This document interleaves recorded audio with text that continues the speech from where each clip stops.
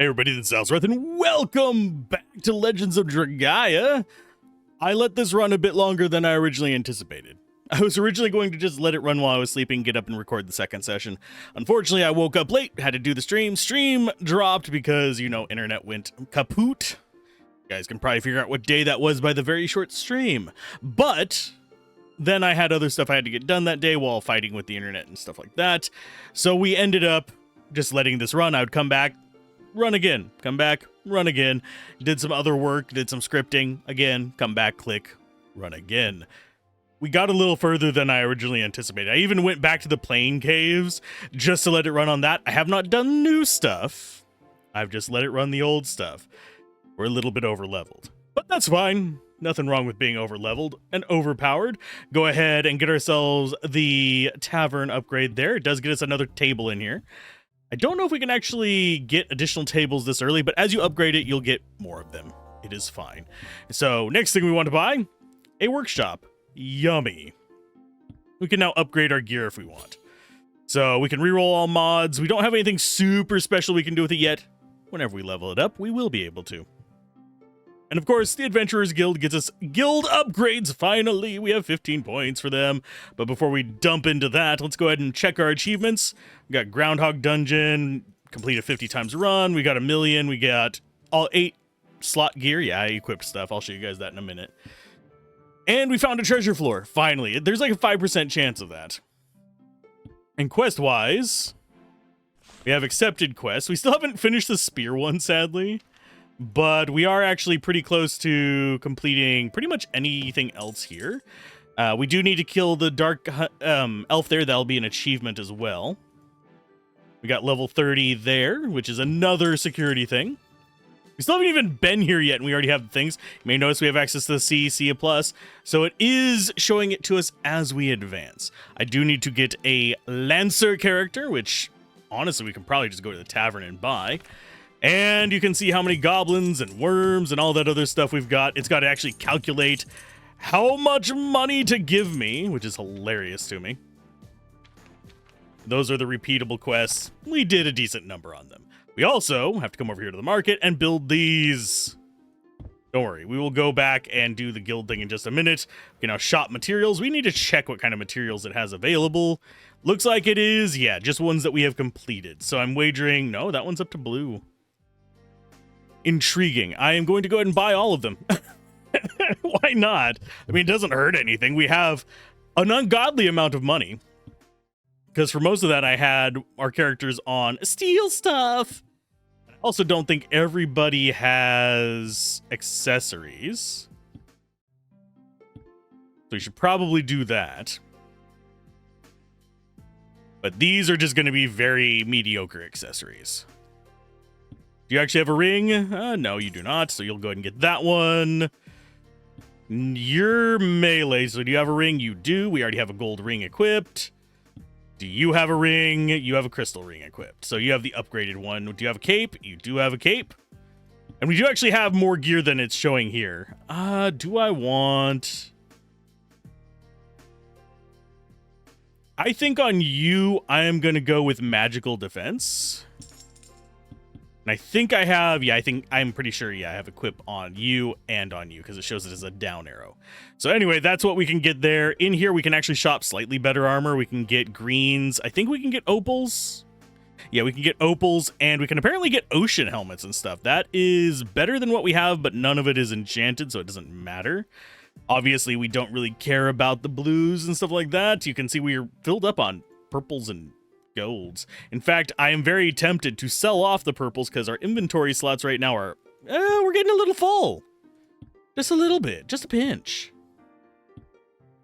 But these are the ability unlocks that we have. This is just from letting them run. You notice we have 100 white magic. We have Gold Wind Revitalize Plus. I'll just hover over these. This revives and heals every minute and a bit. This is removes all status effects and gives them regen. This speeds everybody up. Everybody's got haste. Charge, I'm probably going to be taking off. I mean, it's a super powerful skill. Same with Ray. They're both really good skills. Well, Ray Plus. They're both really good skills, but I want to train other stuff. So we'll probably mess around with that a little bit. This scales with red magic ability, but we also have pretty decent magic power now, as you can see from the amount of damage it does. But you are going to be our tanky healer. You're going to be our damage dealer. You may notice we have pretty decent stuff here. I have gravity just for like dealing with big, tough enemies. Sanctuary is a buff that gives us hidden, except for our heavy armor character, and it gives us double and shield, which are both big boosts. And fun fact about this one, if I go in here, where are you at? They last longer than it takes to cast it, so they will always be on us in the dungeons, which is beautiful. We also have Tornado Plus and Fissure Plus going. I will eventually get more of the white magic stuff. You may notice they're done with white magic as well.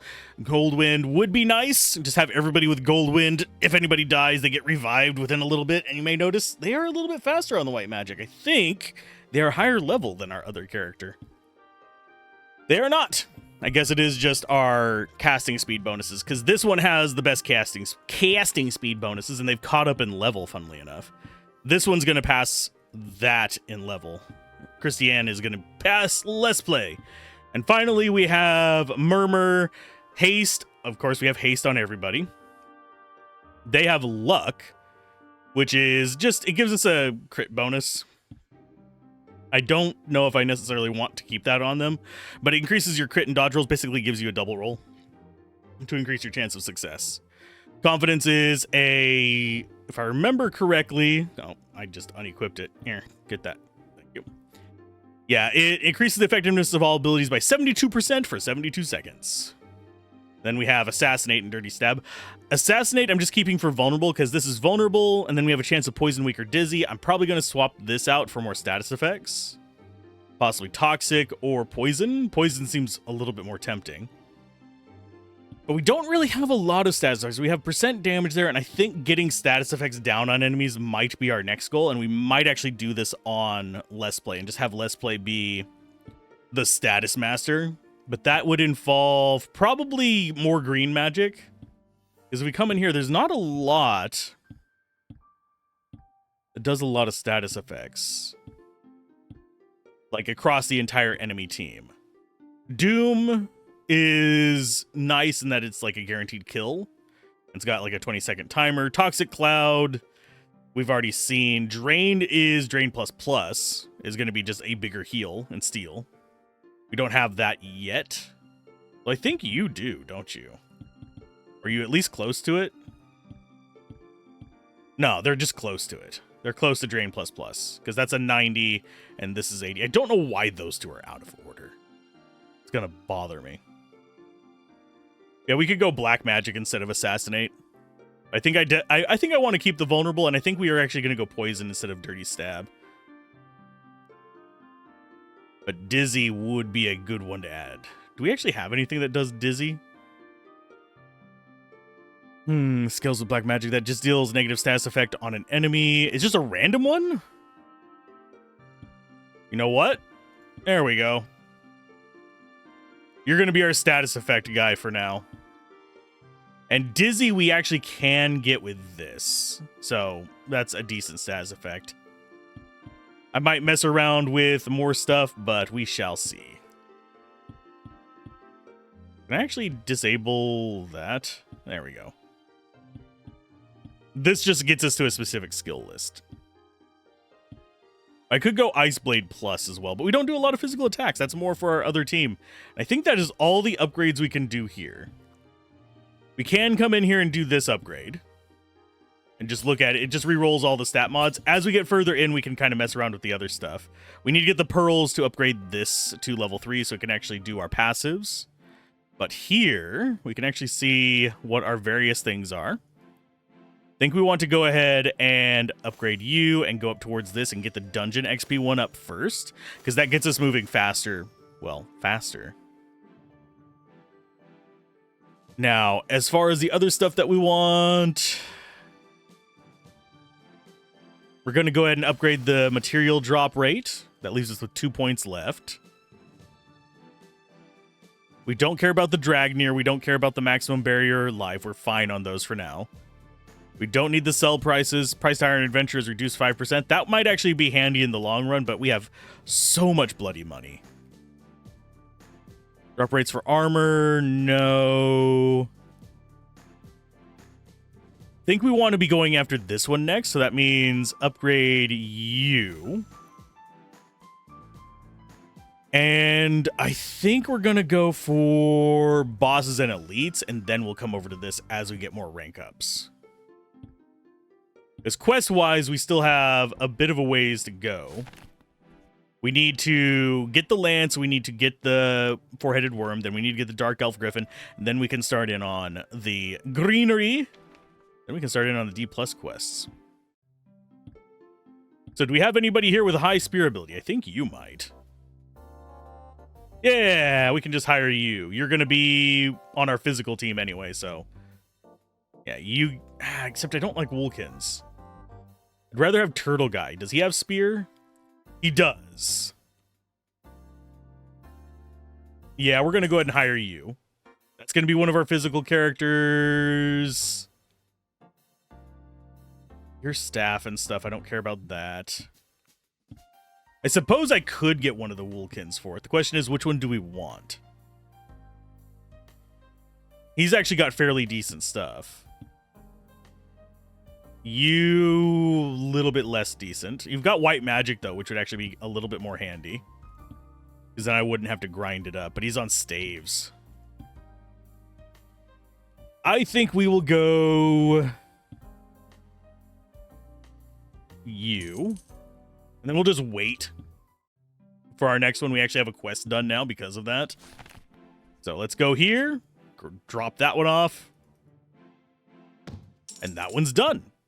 Yay! We're still not leveled up, though. We have 230 left to go, which means that we need to do...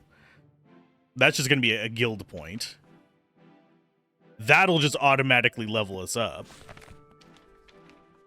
And yeah, that's just a guild point. So yeah, we only have guild points left, so we have to do the D ones to actually get up through it, which shouldn't be too hard. Father Tree, if I remember correctly, is going to be the normal fight.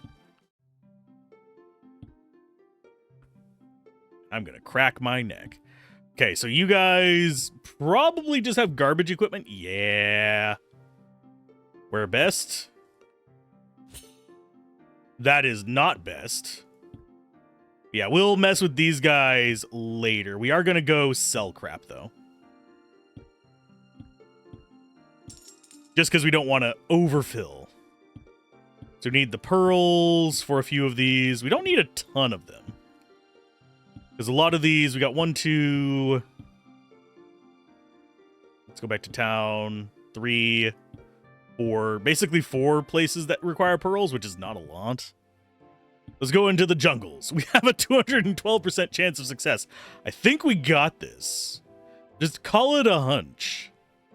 And yes, I did get an upgrade on the potions as well. What else were we going to do? Oh yeah, I forgot one thing in the market. Utilities. Do we have enchanted ones? We do not, so we don't care about them. So, Latia Jungles. Enter dungeon. And our slow-ass walk is real. I do like the aesthetic of this place as well. I haven't gone beyond this in my other save, simply because, yeah. We didn't get our haste off before then. We'll get there eventually. Ah, we have the haste. And then you'll see all of our status effects start just stacking up like crazy. Which is beautiful. And yeah, as soon as the speed starts kicking up, we will be perfectly fine against all this. But I don't think there's anything in here that could possibly kill us. We are so over-defensive that it would require a small miracle to even break us because of how much we are regenerating per turn and how little damage they're probably going to do to us per turn. Especially considering we do over 5,000 damage ourselves. Oh, there's a gap in the scenery. I don't know if that was intentional. There's a giant hole in the woods. And I am going to adjust how I'm sitting. Because if I don't, I'm going to fall asleep while I'm sitting. It's downside of my schedule being completely off. This is the beginning of about a 26-hour day for me, for those of you that are curious. So I wanted to do something chill, easy, relaxing, and just kind of chat with you guys. Now, thankfully, most of my days are not 26-hour days. Thank Gouda. But, oh, and we already stunned you. Awesome. And yes, the haste is actually pretty important for us to keep up. That's one reason why I have all of them on haste, because that speeds up our level ups, and I don't know why that's not proccing. But it's just going to sit there until one of us dies, I guess. I could take that off for these easier areas. We still have everything else proccing. We have the one that gives us regen and removes negative status effects. We have haste. We have the charge up. Everybody has at least 2 passive skills that they do. Actually, only one of you only has 2. The other have 3. We disarm the trap successfully. Yay! We can. We need level 5 for this to not feel like a slog through here. We're going to beat the boss on the first try, though. I don't remember what the boss here is like.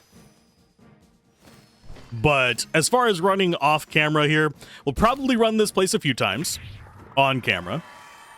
And I might do the same thing we did last time where we do 2 areas. We get the accessory bosses out of the way as well this time. And then we'll just do 2 areas, clear them out to a decent speed until we unlock more stuff and get the resources to upgrade key buildings. Our current main, most important building is the guild hall. I think it's the guild hall. It's the one where we have our ability assignment, because I want to get my passive ability set up, because that's going to help us out even more. Because that's going to allow us to spread statuses even more. It's going to allow us to do all kinds of other fun side effects. But they do lock it behind progression, which honestly, I understand. Because theoretically, if they did not, you could just go in and automatically just sit there and grind it up on coins. That was one of the big weaknesses of the demo. On the actual demo, you were able to do it all with just gold. So you were able to just grind up all the gold you wanted in the first dungeon, become extremely overpowered, and just sweep everything else. In this, you can still sort of do that, in that once you get access to adjusting your abilities, you can just kind of set up these, not necessarily overpowered, but very powerful setups to just kind of grind through areas.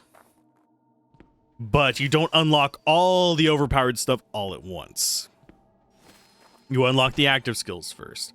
Then you get the passive skills to amplify those. Then you get the gear to further amplify those. You get the upgrade resources to further amplify those. And I'm glad we are getting the crafting resources to upgrade our buildings. I'm very glad we took the dungeon XP upgrade, because that's going to speed everything up. We should be level 5 by the end of this run. We might even be close to level 10. I do hope that there is another series of upgrades to speed this up a little bit. Otherwise, I have a feeling cleaning up is going to be a bit of a pain. Now, I do want to do the super bosses. I just want to beat this run once and hopefully get enough pearls to upgrade so we can get our passives, and then we'll go kill the bosses. And we'll also try and check out the next area. I don't know what the requirement for the next area is. I think it is just beating the boss of a zone, but I could be wrong. Because, frankly, I haven't tested it. Obviously, my strategy guide for this would be get white magic. Go. Do it. That's all you need. Just get the white magic and you will become a god. Because as soon as we get an AoE spell off, everything here just dies. And everybody is hasted. Sometimes haste falls off on one of the characters. I do find it funny we have haste and slow going. Oh, we just got it cleansed. But I did find it funny we had haste and slow going at the same time. You would think those would cancel each other out. On some games they do. This one it does not, apparently. I would wager they just neutralize each other. But it'd be interesting to see the math under the hood for that. Ooh. I'm not sure that's supposed to be white. I think it's supposed to be a transparent PNG, and for some reason it just didn't register that that's transparent right there. Why it would render as white, I don't know, unless they're using white as their alpha layer. which would actually make sense. They wouldn't be able to use green because of the ground. That's a given. Because if it's applying the alpha layer to all of their graphics, green wouldn't work. We do already have pink, which is the next most popular. Blue, actually, I don't know whether blue or the fuchsia pink is more popular, but we have both of them used in game. I personally go green, fuchsia pink, then blue, because I use blue in a lot of my branding and stuff like that on other channels, so I can't use that as my alpha layer. Otherwise, some of my graphics just turn out weird if I use them in other places. But I don't use a lot of the fuchsia pink. And if you're wondering what the fuchsia pink is, do you see the pink 35 on screen right now from the regen? That is what I use as my transparent color. So anything that is that color gets transparencies. I'm probably using the wrong term for it because I'm frankly tired already. But it's going to be one of those things. Is it alpha layer? I think it's alpha layer. Yeah, there's different terms for all that kind of stuff. Transparency is the basic term. And it has been so long since I did any kind of like graphic design in a collaborative environment that terms don't even matter to my brain anymore. You don't use it, you lose it kind of situation. I am liking the enemies here. Creeping vines feel like a nod back to Final Fantasy 1, except they're less bulbous. The creeping vines in Final Fantasy 1 were much more kind of like they had an organ attached to them. But I do feel like there are nods to other games in this, whether intentional or not. And I like how this place has a bit of a ruined design to it with these various poles here. This feels like the swamp was originally a forest citadel, which I think helps the aesthetic quite a bit. Now, slimes. I prefer my slimes more Dragon Questy. I know, people are like, yeah, it looks like a gumdrop. Yeah, I know. That's what I like my slimes. These are more goos to me. But to each their own. I guess, as a literal term, these would look more slimy than a goo. But goo just, for some reason, it gives me that drippy feeling. It always feels so good to get to that level 5 dungeon thing and see it speed up. So close. That is part of the catharsis for me. Ooh, I thought that was going to be a gravestone, and it's just a freaking log. Okay. Plundering graves is an adventurer's favorite pastime. And as soon as we kill one of these, we should hit 2 times speed. Ta-da! Now we actually feel like we're walking at a human pace.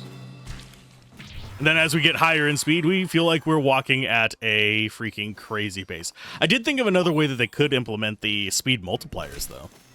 And that would be to actually have it be an upgrade in the base. Have it be part of the guild hall thing.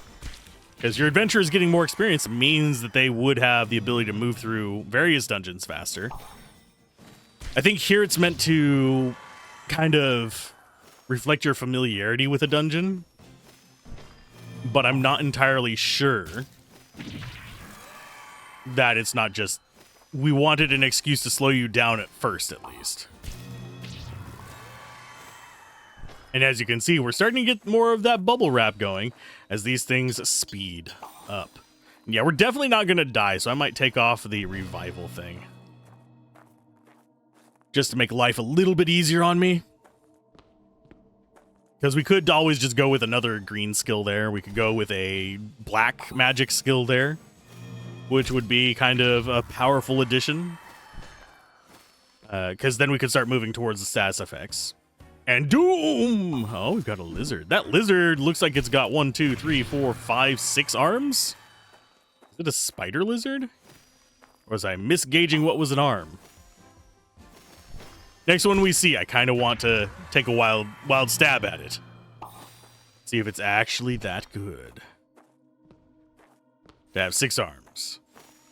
Where's our lizard? No lizard! Damn you. And yes, Tornado is broken. It is very strong. All of our characters should be... And see. Yeah, it looks like it's got 6 arms. It's not an arachnid. It is an insect lizard, I guess.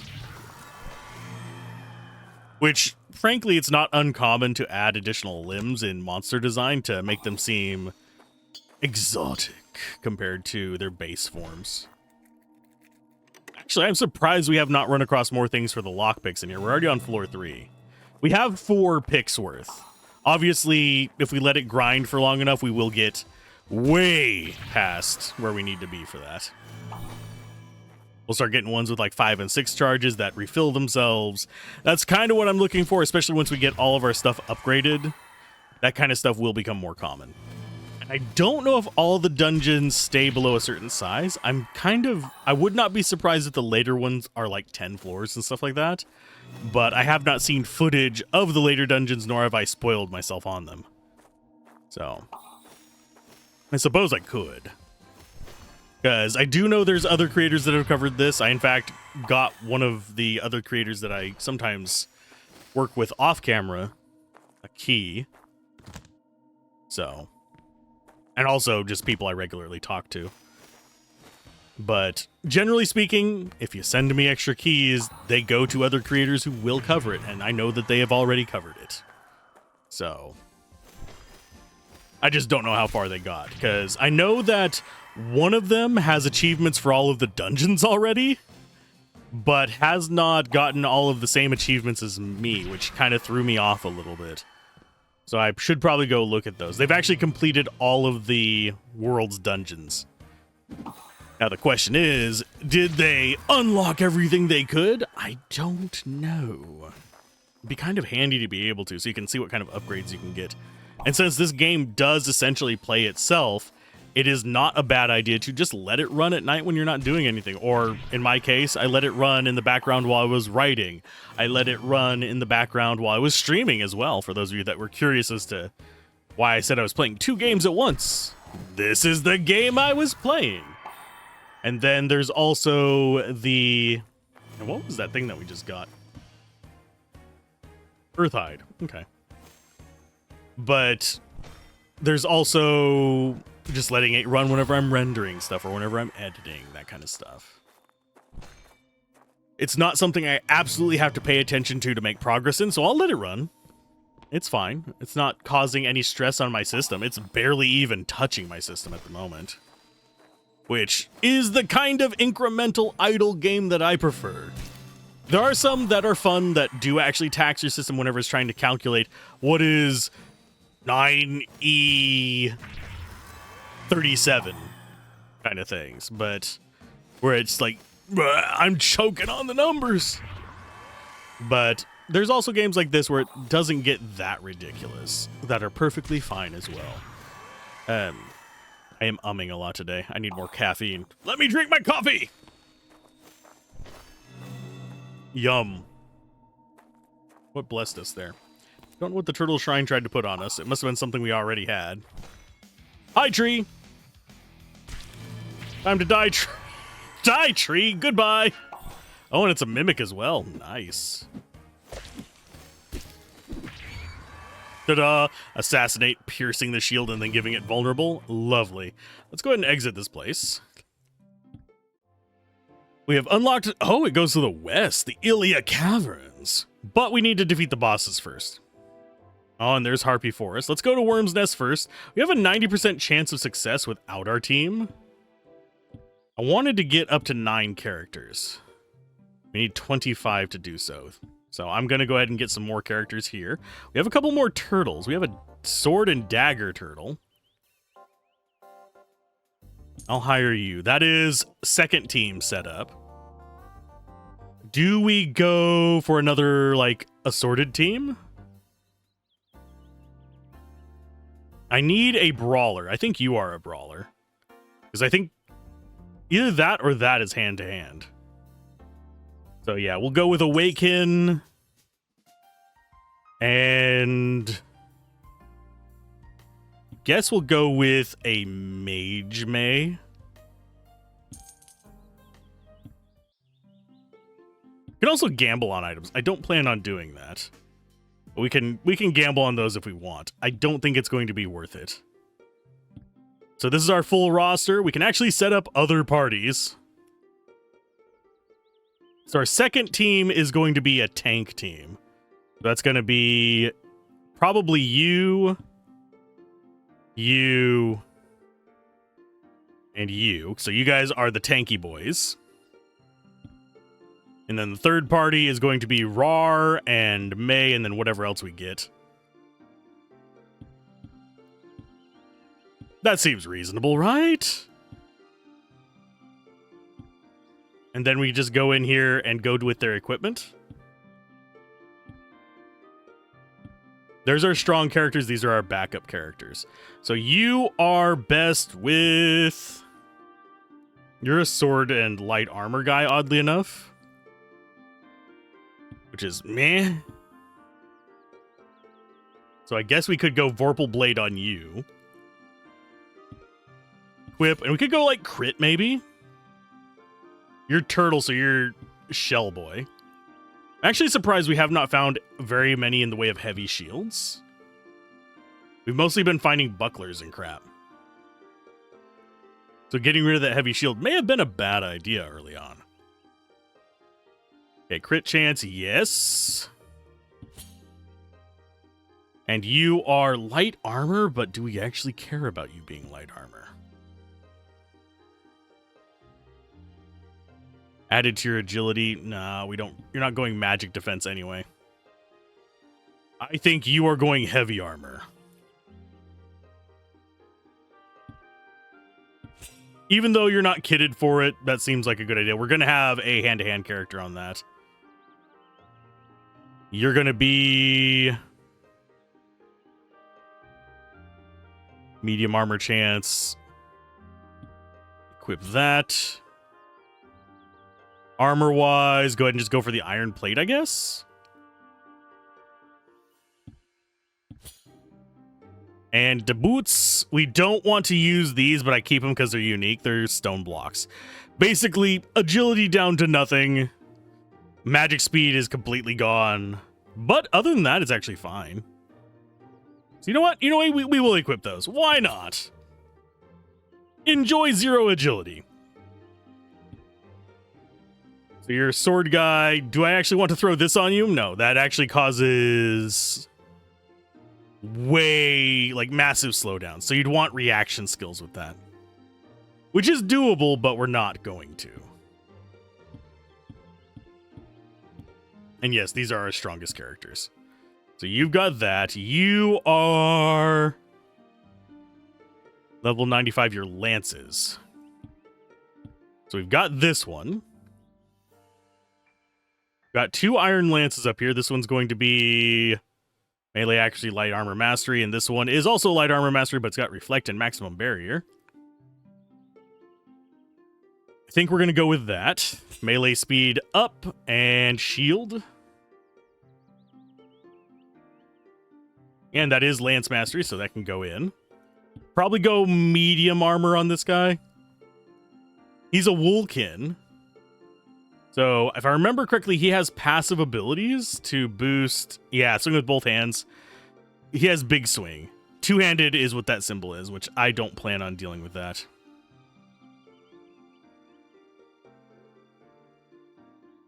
So, equipment-wise, let's go with... experience bonus, although that's sword mastery. No, actually, we're going to go with the lantern instead of that. Maybe? No, we'll do that on another character. Medium armor, medium armor. What do I want as far as medium armor? Even though you are heavy armor and light armor. So maybe we do go for light armor? But none of them really help him. Because those are all magic speed bonus kind of things. And he's not using magic. So we'll just go basic heavy armor stuff. I do need to farm for more of each of the armors. And you need gloves, so that. And I'm not putting these on, at least not these characters, because that drops your defense to 0, which makes you extremely vulnerable, but they are very strong. Like, if we wanted to trigger crits on this guy frequently, we could go with that, but we'd want to change his strategy quite a bit into just making him an attack speed bastard. I do like that this one drops defense down to 0 and gives you physical defense in the same breath. And I think our human for that party is you. And you are going to be hand-to-hand, which means we don't equip a weapon on you. I think we can equip a shield and he'll just punch. So we'll go with that shield. We'll go with the fiery fists. So we'll be sticking with heavy armor on you as well.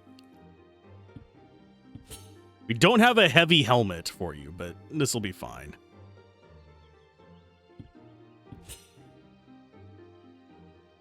We'll throw probably medium helmets on you. Though you are a spear guy as well, aren't you? No, you're not. You are a dagger guy. So that is always a good thing. Extra dagger guy, always good. But we don't have a lot of daggers. I'm going to go with that one. You're going to go with a legend. Oh, wait, that's sword. We're going to go maximum life and stuff like that. You're going to be medium armor, bud.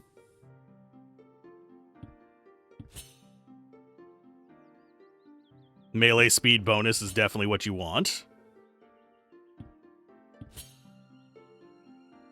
And the boots. Do we have the medium boots? There's some medium boots. There you go, bud. So your dagger, your fists. Could just go buy a heavy helmet.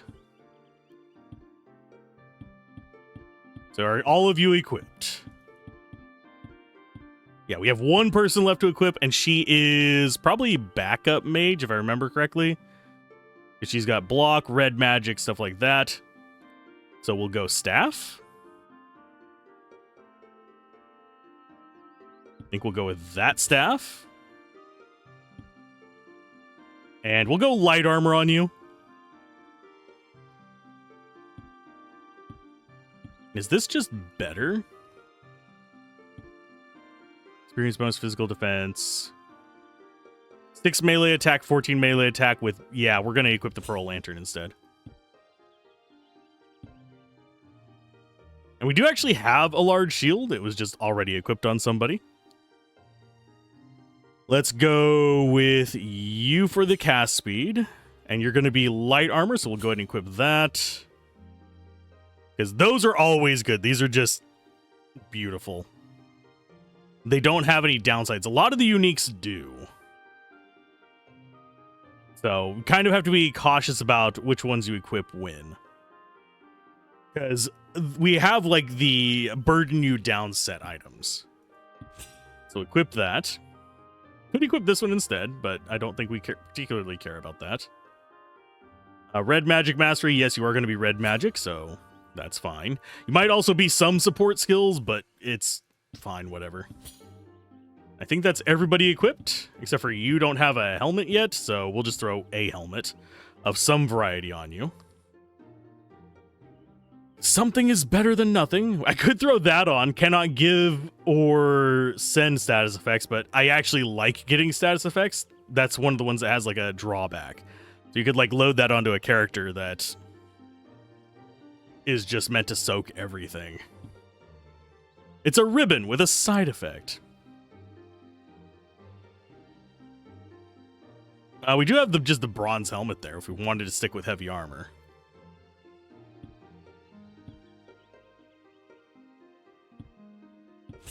We'll just go with medium armor for now. You're a punchy boy. And then we come in here and go to their abilities and we can equip what we want. So there's our main 3. I was going to take off Goldwind. We'll keep it on for now because we're going to be having squishier party in the back line. Shell up is a double block chance, and I think we currently have fairly decent block chance. You are sword. We can do blade dance. You're going to be all physical, if I remember correctly, because we want you to get crits.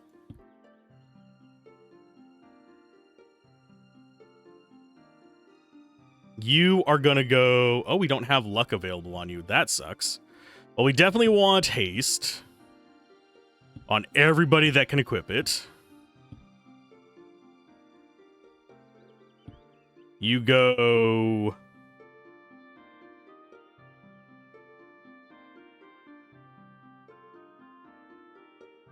Let's go with weak on you because you can't equip it. Everybody's going to have a green magic. If it's nothing other than haste, that is fine. Actually, you're going to go with focus. You get haste. Everybody gets haste if they can. You go with focus. Then we're back to the front.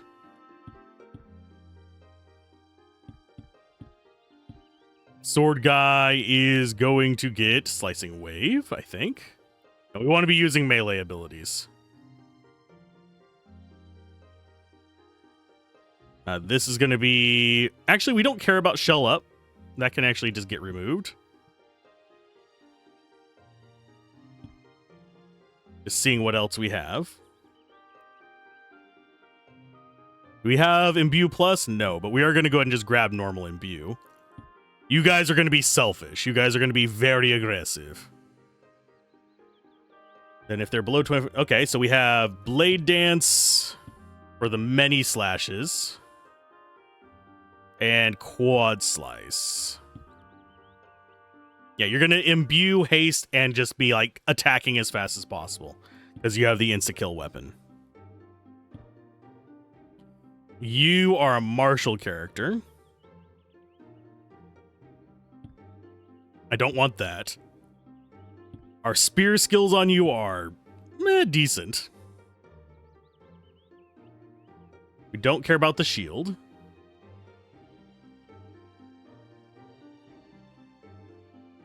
And then we have a massive counterattack one. So we have counterattack there. We're going to go with Joust. And you are going to go with... I think you go Toxic Cloud. Just so we're applying debuffs with these guys as well. Although... Oh no, you want Ice Blade. There we go. So we have Blade Dance Imbue. You're doing Ice Blade on top of those. You are the Dagger Bastard. We get rid of you. And we go with... I think we go double stab, triple stab. Those are going to be your restoration skills. You do Ice Blade Plus. So we're just constantly applying Ice Blade effects. This one's going to lose his.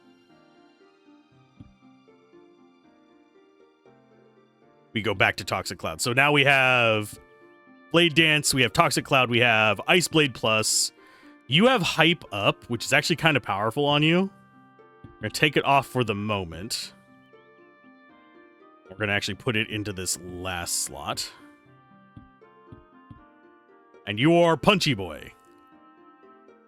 So we have Dizzy. That is a lot of damage on that one. But those are slow.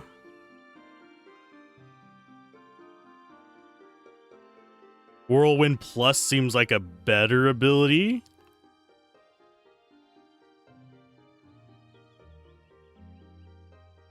We're going to go with Clash Plus, and we're going to go with...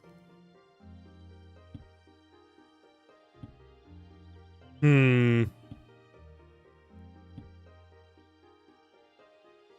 we have Blitz Plus Plus? Yes, we do. So this will hit the entire enemy party, then we have like a decent amount of single targeting nonsense. You are a mage, so you're going for red magic, black magic, and everything in between. We take care of all of those.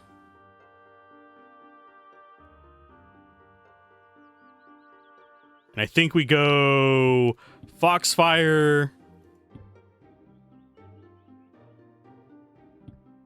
Black Touch,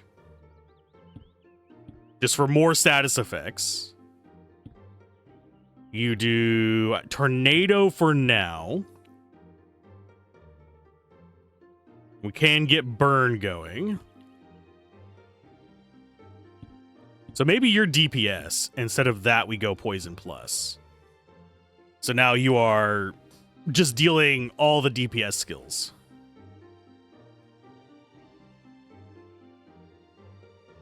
Ice Blade, if I remember correctly, deals damage over time as well, but we already have that on somebody else. But that said, why not? So now we have Ice, Fire, and Poison going on them, plus status effects. And we have Focus on Us for now. I think that is our crew. Let's go ahead and sell all the extra crap. It gets us down to 65 items in there. I think everybody is equipped. Now we need to go get 11 more of those, but let's kill off a few more enemies first. Page 2, get the Jungle Conqueror down. Quests, accepted quests. Free Father kills, we got D+. Yay! We can accept additional quests from there.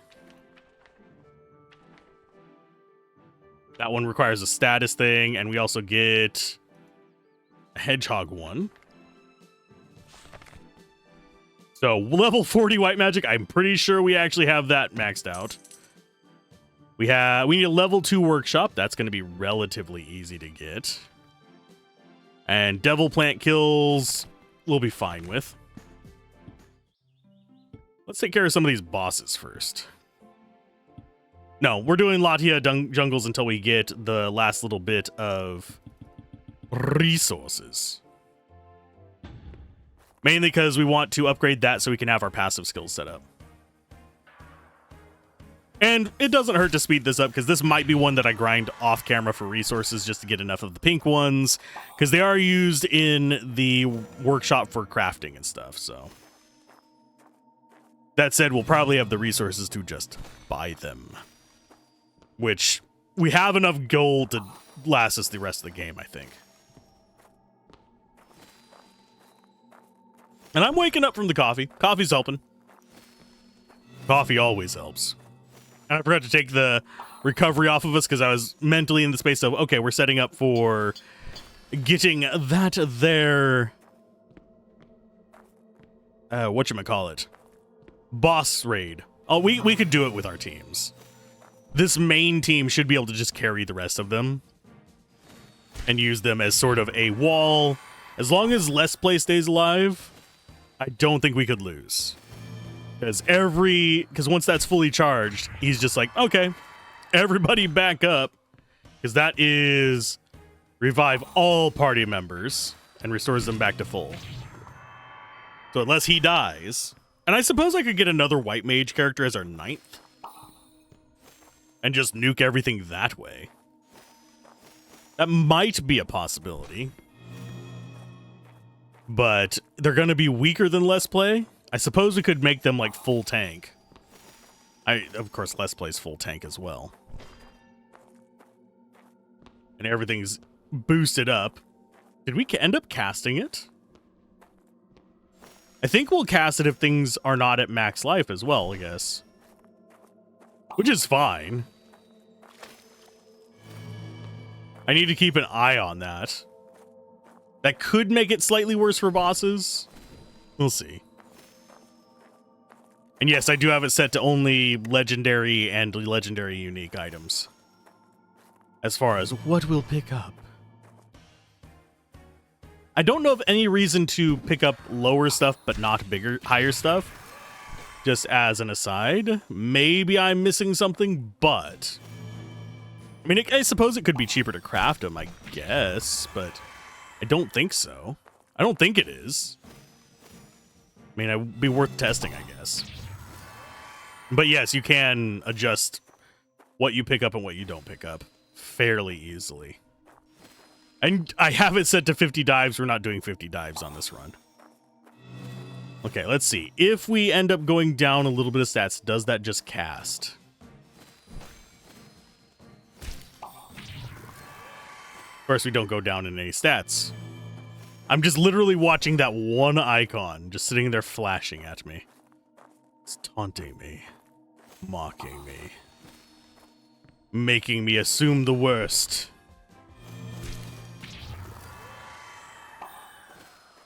But if we level up, we'll see it go off whenever he hits 99.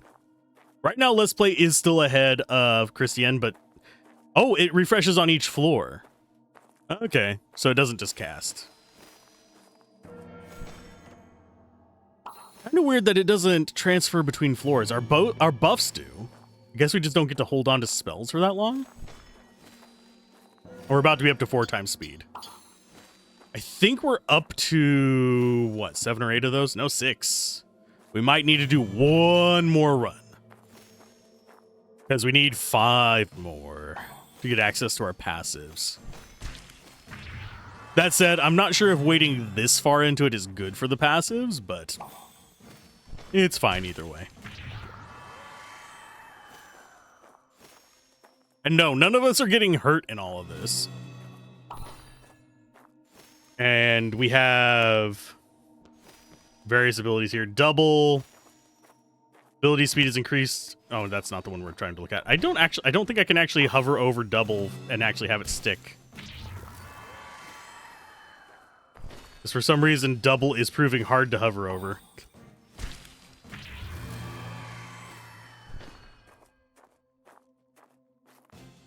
And I think it's meant that the shadow double takes damage for something.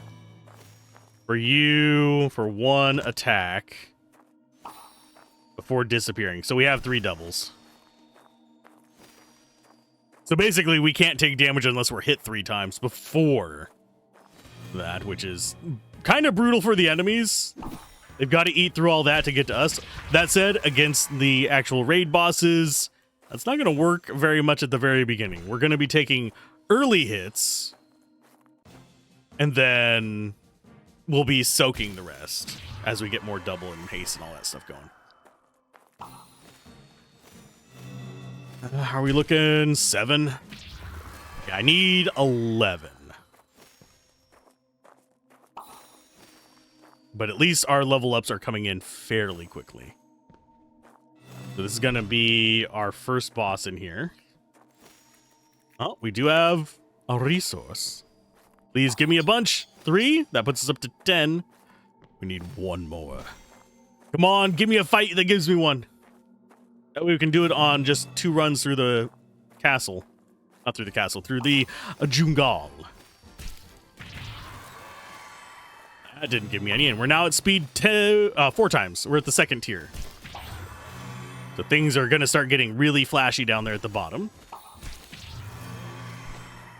Come on, just 1 more so I don't have to run the entire dungeon again. I think we're going to have to run the entire dungeon again. It's not going to give it to me. Bye, boss. Bye, boss. Oh, we got 1. Yay. Dungeon successes. It counts as 2, even though we took only 1 step in the other one. You upgrade. Passives. We have a ton of slots for them. I forget what the level limitations on them are. Yeah, 60, 70, and 80. So May being such a low level does hinder her slightly. I don't think we can remove either of these. Yeah, we can't remove the passives. So we have allies are 10%, abilities are 10% more accurate, 25% chance for a dungeon event to drop an additional item. We have some decent stats here. This is going to be leveling prowess. Yeah, we need to be level 100 to get that one.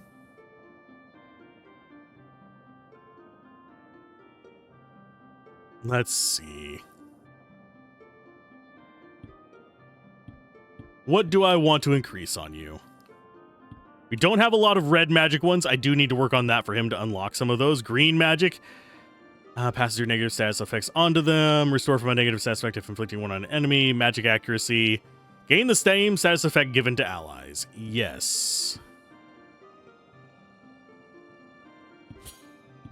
And prolonged bonuses. White magic.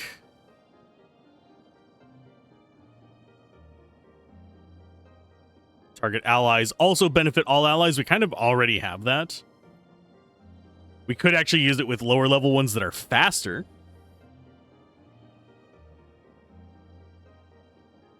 Magic abilities that target allies always crit. Would not be bad, but we're going to go for... Oh, we also have heavy armor ones. Ability power for all abilities is increased by 5% for every 100 maximum life. I think we only have like 300, so that's 15%.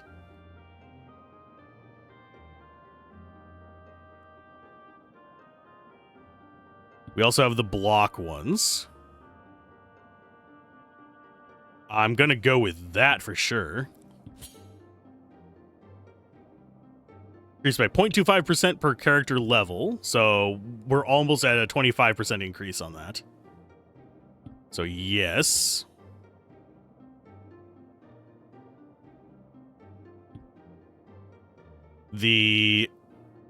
I'm guessing that is... I don't know that's dodge.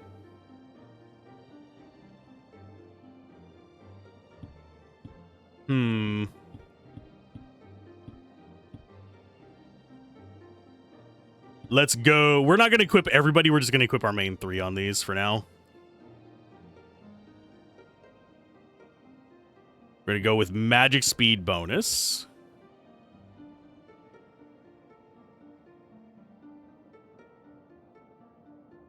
We're going to go with... I think we're actually going to go with some base stat improvements as well.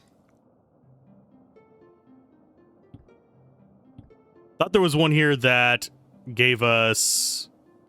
Is the heavy armor one?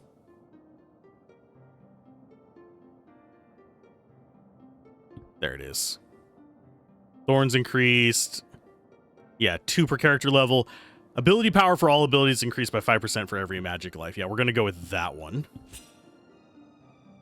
And you are going to go with... I don't think we do any of the staff ones. Use abilities if they were already charged or imbued by 30%. Does not replace stronger charges or imbues.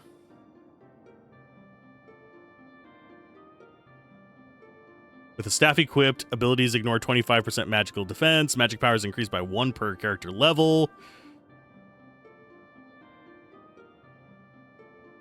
I think we're going to go with this one. And now we grab you and just get a good boost to life. You are also human, but you are going for red magic.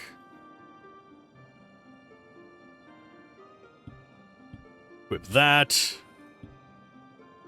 Every other activated magic ability will crit. We're just going for just raw power on you.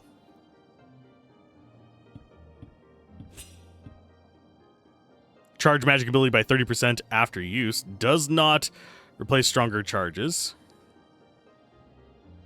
Not going to worry about that one just yet.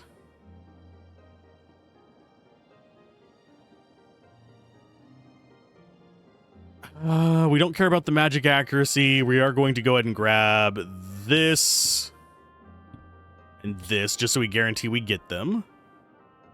Magic speed bonus. I don't think you have much in the way of healing, but...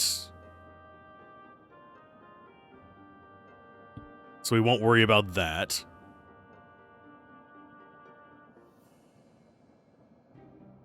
You have medium armor, which is agility.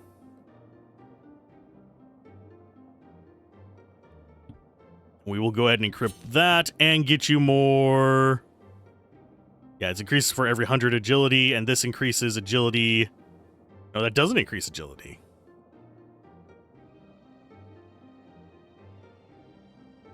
So that would be 20%. So that's going to probably feed into itself quite a bit. You have black magic, which we haven't even looked at the stuff for. Abilities inflict 1 stack of poison in addition to their other effects. That would be nice. Magic critical chance. Abilities that drain or steal life from barrier drain twice as much. Inflicting a stack of negative status effects inflicts double the amount of stacks. Since you are a debuffer, we will go with that. You have dagger skills as well. 25% of agility to melee attack. You aren't doing a lot of melee attacks. That one would be good on our other agility character. So it seems like agility and dagger is the pair you want. I didn't think about that ahead of time because you can't actually see these until later.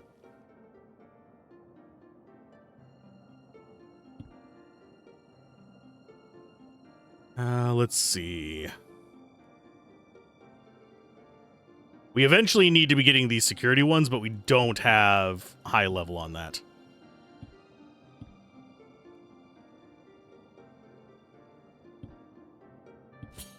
So equip that, increase duration. We want to be doing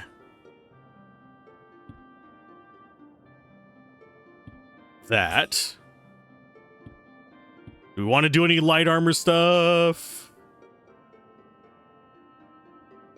For all abilities increased by 5% for everyone 100 maximum barrier, sure. Why the heck not? And you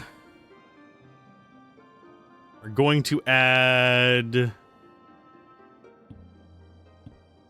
I'm actually not sure how much more we want to be equipping.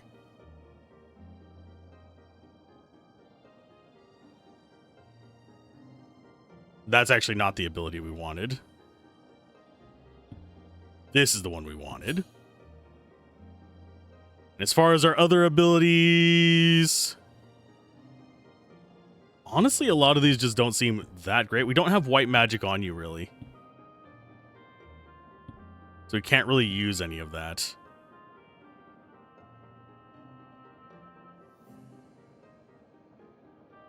Guess we go for the block.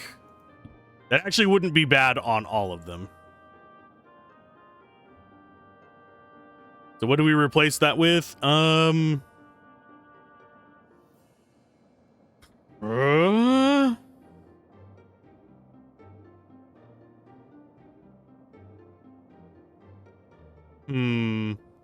think we replace that one with the block chance one. Okay, so we go back to town. We've upgraded that to level 3. We can do our perks and stuff now. So now we can do all the bosses. We have over 100% chance of getting this, but might as well equip our entire party. Oh yeah, we can hire our last one. So let's go ahead and hire one more adventurer. Sure, you have 62 in that, so sure, we'll hire you. You now have access to interesting things. Roster, Team 3. You are now in Team 3. We're going to go ahead and go to equipment. You're going to be useless because I don't feel like equipping you right now. So that's what you're going to stick with. You have garbage equipment. You're going to die a lot. How does this make you feel? Probably awful. But, oh yeah, we can actually do another utility loadout on this one. I don't think we particularly care. Not yet, at least. Let's go ahead and take care of one of the super bosses. Obviously, not super important to do these right now. I could set them up to grind overnight, just have it run on one boss a bunch of times, because they do give us loot. And see how much damage we do as it starts building up. This is just normal attacks. We'll be fine. And then they just immediately die from us going nuclear. And that's our loot. Yay! Everybody leveled up. Well, not everybody, but some of them leveled up and they got their achievement. So let's get out of there. Town. Guild upgrades. We get another point. We were going for this one because we want legendaries. Legendaries are the strongest. Legendaries are easy to get. So there we go with that. Quests. Let's turn them in. That's another achievement. We'll get rid of you next. And we do have repeatable quests for it. It just gives us money. Achievements, we've gotten a couple off of that. Complete a boss dungeon and complete an entire quest board for any rank. We have more guild upgrades we can dump into. We already got max material. Okay, we're gonna actually go for that. There's one boss down. Already level 4 just from doing that. We have a guaranteed success here. Let's go for it. I fought this guy and I fought the other one. I haven't actually fought the Harpies one before. I do find it kind of weird that the speed thing is a thing in these. I suppose you could farm them for item drops, so it's not that big of an issue, but... Are you gonna kill somebody? Nope. They didn't kill anybody. They didn't even kill the person that's not equipped with shit. And there's level 5. Yay! Now, as far as monsters, we do actually get stats for beating them. You have to beat them 100 times. So that is a reason to do it. On that screen, it doesn't show us. If we come in here, you can see on these, you get various stats for beating them all on all your characters. So there is a reason to grind the hell out of these. Oh, we have a 72% chance of success against the Harpies. That makes me slightly concerned. I think we can handle it. But like I said, no guarantees. If we have trouble with this one, we'll just equip more utility slot items. It's a Harpy Queen! I think the reason we have such a low chance of doing it is because our equipment pool is actually kind of crap. It's not because we're weak. As you can see, we didn't even lose a character and all that. We did get items. Let's go back to town. Quests, we actually got a few of them done. There's second one done. There's Harpy Queen done. We need to actually kill the devil plants. And we can probably see quests now. Yeah, hate them goblins, wish they didn't exist. And then we have our stat ones down here. And then we have the possessed orc and Atlas up there. Which should get us more quests. Okay, this is going to be our upgrade again and again. XP is pretty much where it's at for me. And we enter this dungeon. Let's see how tough it's going to be. Ooh, it's new aesthetic. Oh no, a mimic. What will we do? Probably not care too much. Are we going to do 3 dungeons today? Maybe.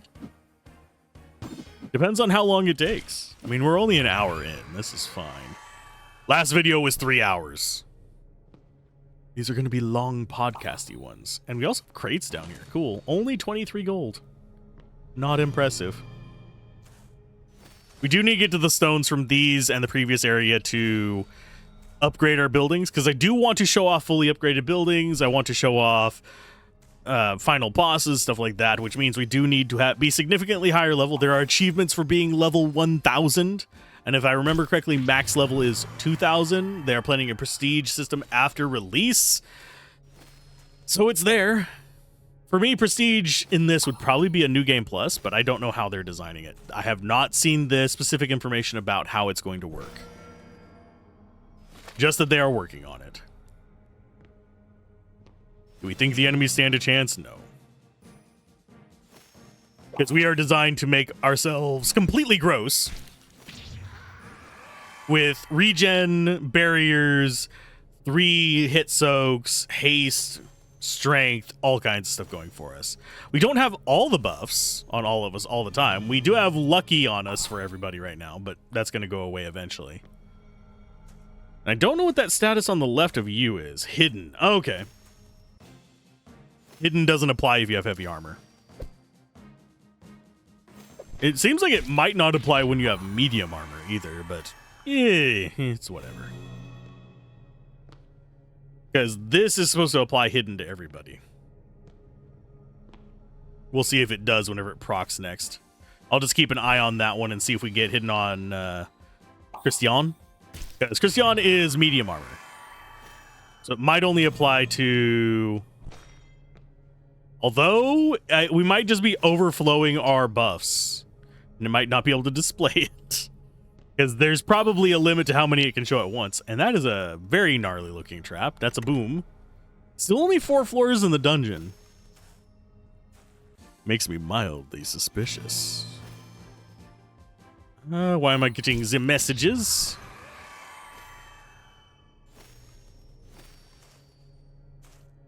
Ah, it's because my internet went out earlier and somebody was consoling me. It's fine. It happens to everybody. If you're a massive streamer or something like that, usually you'll pay for either a commercial line, which has an uptime guarantee, otherwise you get refunds. It's contractually obligated on their part. Or you get a backup and reroute. So, like, in my case, I would probably get a 5G router, well, 5G modem, on top of a normal one, but I don't have that kind of money. So that's not going to happen. So you'd stream normally on your strongest connection, and then you'd have a 5G or something like that, or a second company line coming in, or from a separate company. Because if it's the same company, chances are the reason the one's down is the reason the both of them are down. So you'd want probably a separate company's line coming in and bounce off of that. Personally, 5G seems like a reasonable solution if I were to ever get large on streaming. Because I don't particularly stream at high bit rates. I aim for 720p because I don't get custom encoding and all that stuff. And once you start getting custom encoding, I probably still wouldn't stream above 1080p. I'd still try to keep the bit rates reasonable because I do stream to 3 platforms at the same time. And if the internet went down, I would probably just cut off one of the 3 platforms. It's this, Twitch, and I am experimenting with Moonbeam still. It's a very quiet platform because there's only like a handful of people that use it.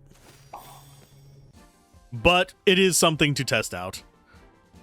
I don't know much about the people who established Moonbeam, but I like some of the concepts they presented. If they completely go ass on it or something, I'll stop streaming there. But so far, it's been pretty chill. It's made some promises I don't think they can keep, but we'll see. Guys, it's definitely one of those platforms where it's like, we want to develop the tech and we want to figure out how to make it work. We want to give you a more fair split on revenue, and the way they do their revenue model, I'm on the fence about.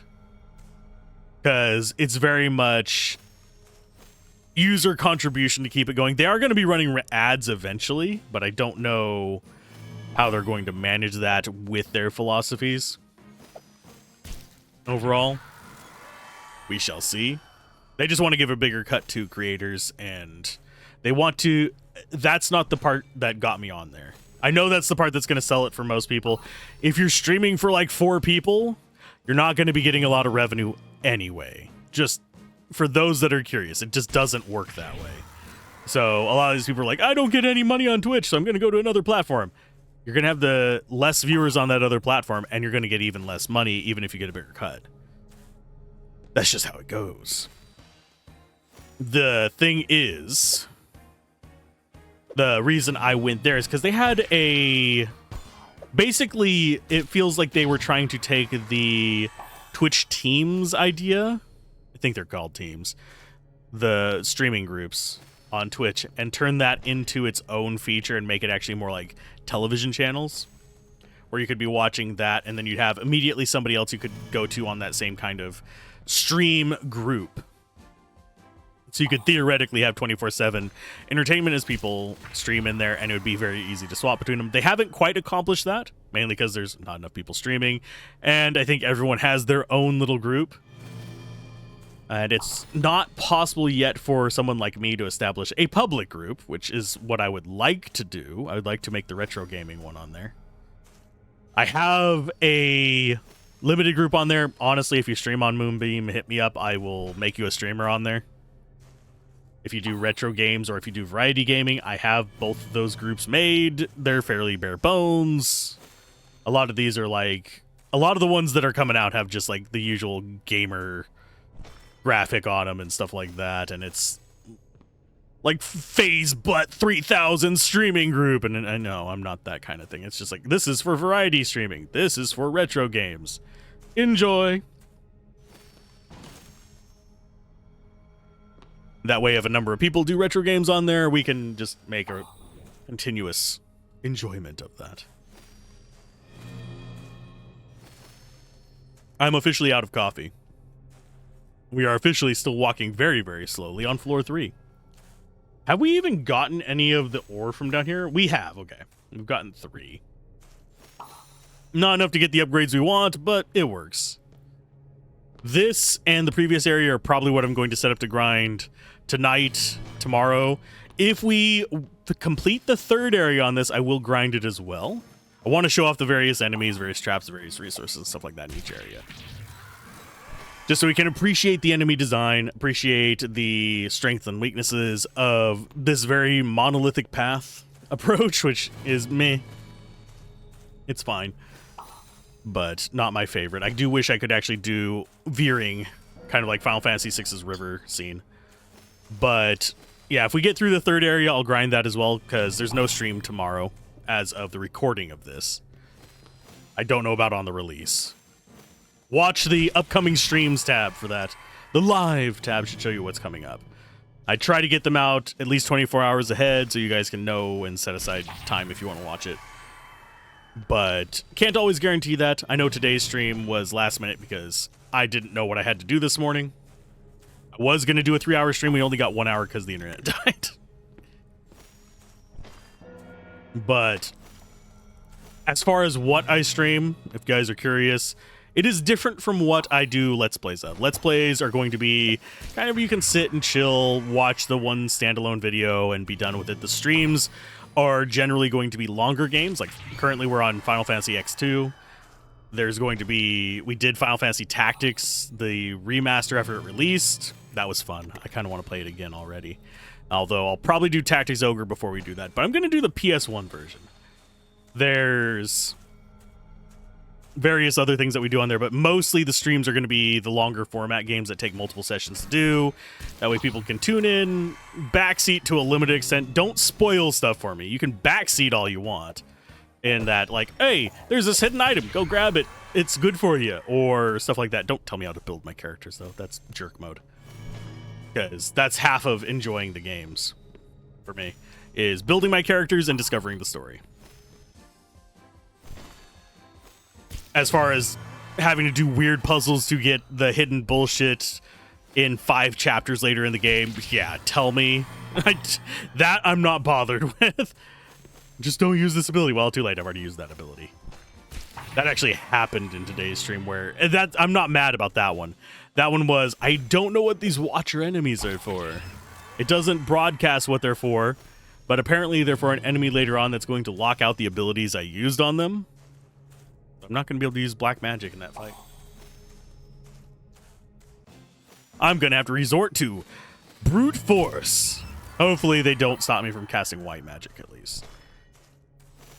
Oh, we're almost level 100! Yay!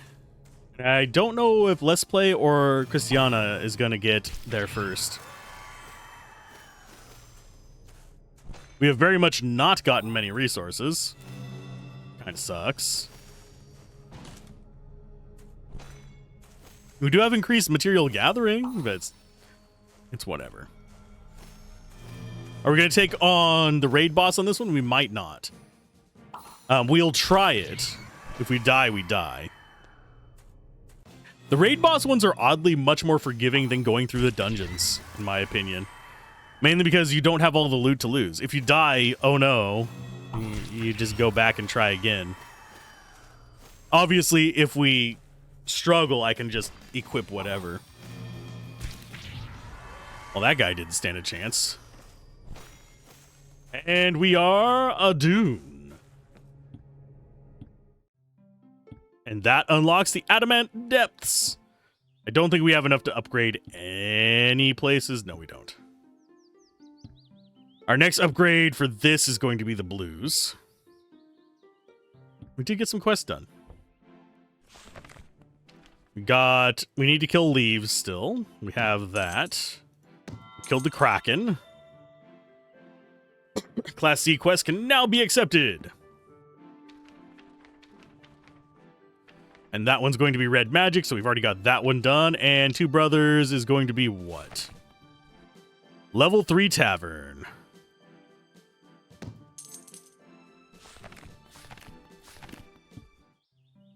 Don't think we need Magicium ore. Okay, so Skrull Swamps and Medusa Swamps. Places we have not been. Bosses. We have Sapphire Grotto here. We have a 54% chance. Let's try it. Why not? If we die, we die.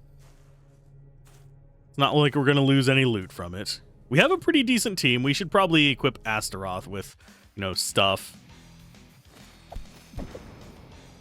We're not doing a ton of damage. But we won. We didn't lose anybody. That's always a plus. Oh no, oh god. Oh, haha! It's weaker than the original Mimics, and we actually got a cape off of it. Let's go ahead and leave. So we got that one. That's another quest done. That's going to be accepted quests. Leviathan done. Level 2 workshop is pinks. I'll just have to grind those off screen. We'll upgrade everything on camera. That's not a huge problem. I might let these run a little bit just to get the 100 kills on them. Because right now, we don't have the bonuses from that. But if you're curious to what kind of bonuses they give, let's go back this way. You can see this one's 10 magic power to all guild members. Just for beating up a certain number of them. So it does help. It makes us pretty potent. Guild upgrades, we do have 6 points. We got the rare drop rate for material items. Oh.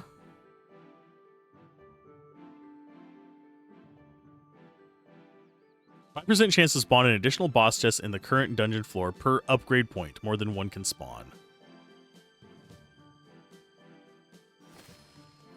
Yeah, I think we go for that, because those can give us pretty decent amounts of loot and stuff like that. We're 2 to an objective.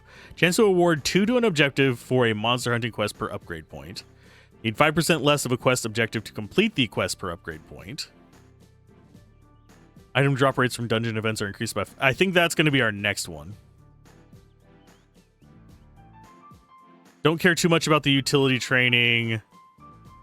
That's barrier and magical assassination. This stuff over here is dungeon positivity. And that one's going to be all abilities with a single member in the party per upgrade point. So if we were going to do solo dungeons, we could do that. And then we have awareness, trap avoidance, dungeon positivity, hidden stock. That might be a good one to add.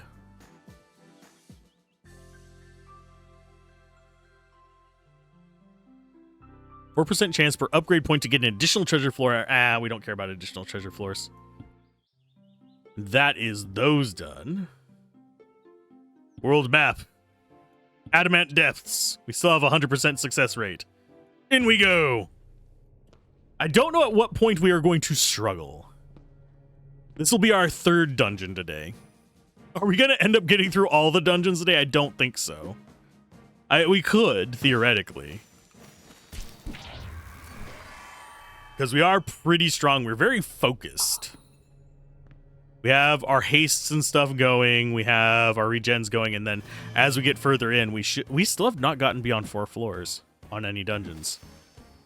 So that leads me to believe that maybe the future dungeons are all 4 floors, and only the worm dungeon is 3, as sort of a tutorial easy dungeon, I guess. And I do need to go through and dump points in this stuff as well. I still wish I could click on these things and get resources as a sort of way to accelerate it. That is still a recommendation I'm going to push. I pushed it in the demo. I pushed it in the playtest. And I'm going to push it now. Let me click on the environmental things to get resources, even if it's just like 1. Oh, there's a boss chest. That's going to be a mimic, isn't it? No, it's not. Interesting. So we can just get them anywhere? That's not bad. Kill them before they get a turn. We're just that strong. Like we need the gold at this point. Obviously I have it set where we don't see most of the items that drop. We're getting a lot of common items. Probably getting tier like 5 or 6 items right now. But we're just not getting legendary ones. I could go check the equipment that we got from some of the previous dungeons.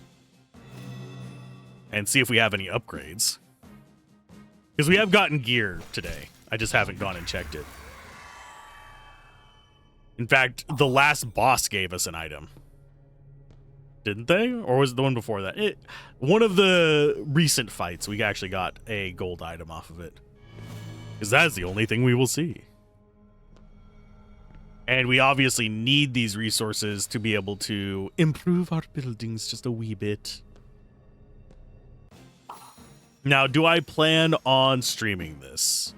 I'm still on the fence about that. Mention it in the comments if you want me to do a stream where I let you guys name your characters and bring them along to die. Although, I think that would be kind of a fun way to do that. Would be if you die in combat, your character gets erased. That would be an interesting challenge mode. And that way people would be able to rotate in and stuff like that. But if I do that, I'd have to let you choose your abilities. And if someone leaves midstream, I guess they would lose their place in the party eventually. As people come in and rotate in. I just don't know how I would do the redeeming of it other than just letting people say, I want this. Because I do stream, like I said, on 2 other platforms besides Twitch. On Twitch, we have channel points. I can do channel point stuff with that. On YouTube, I can set up a arbitrary channel point thing or a limit.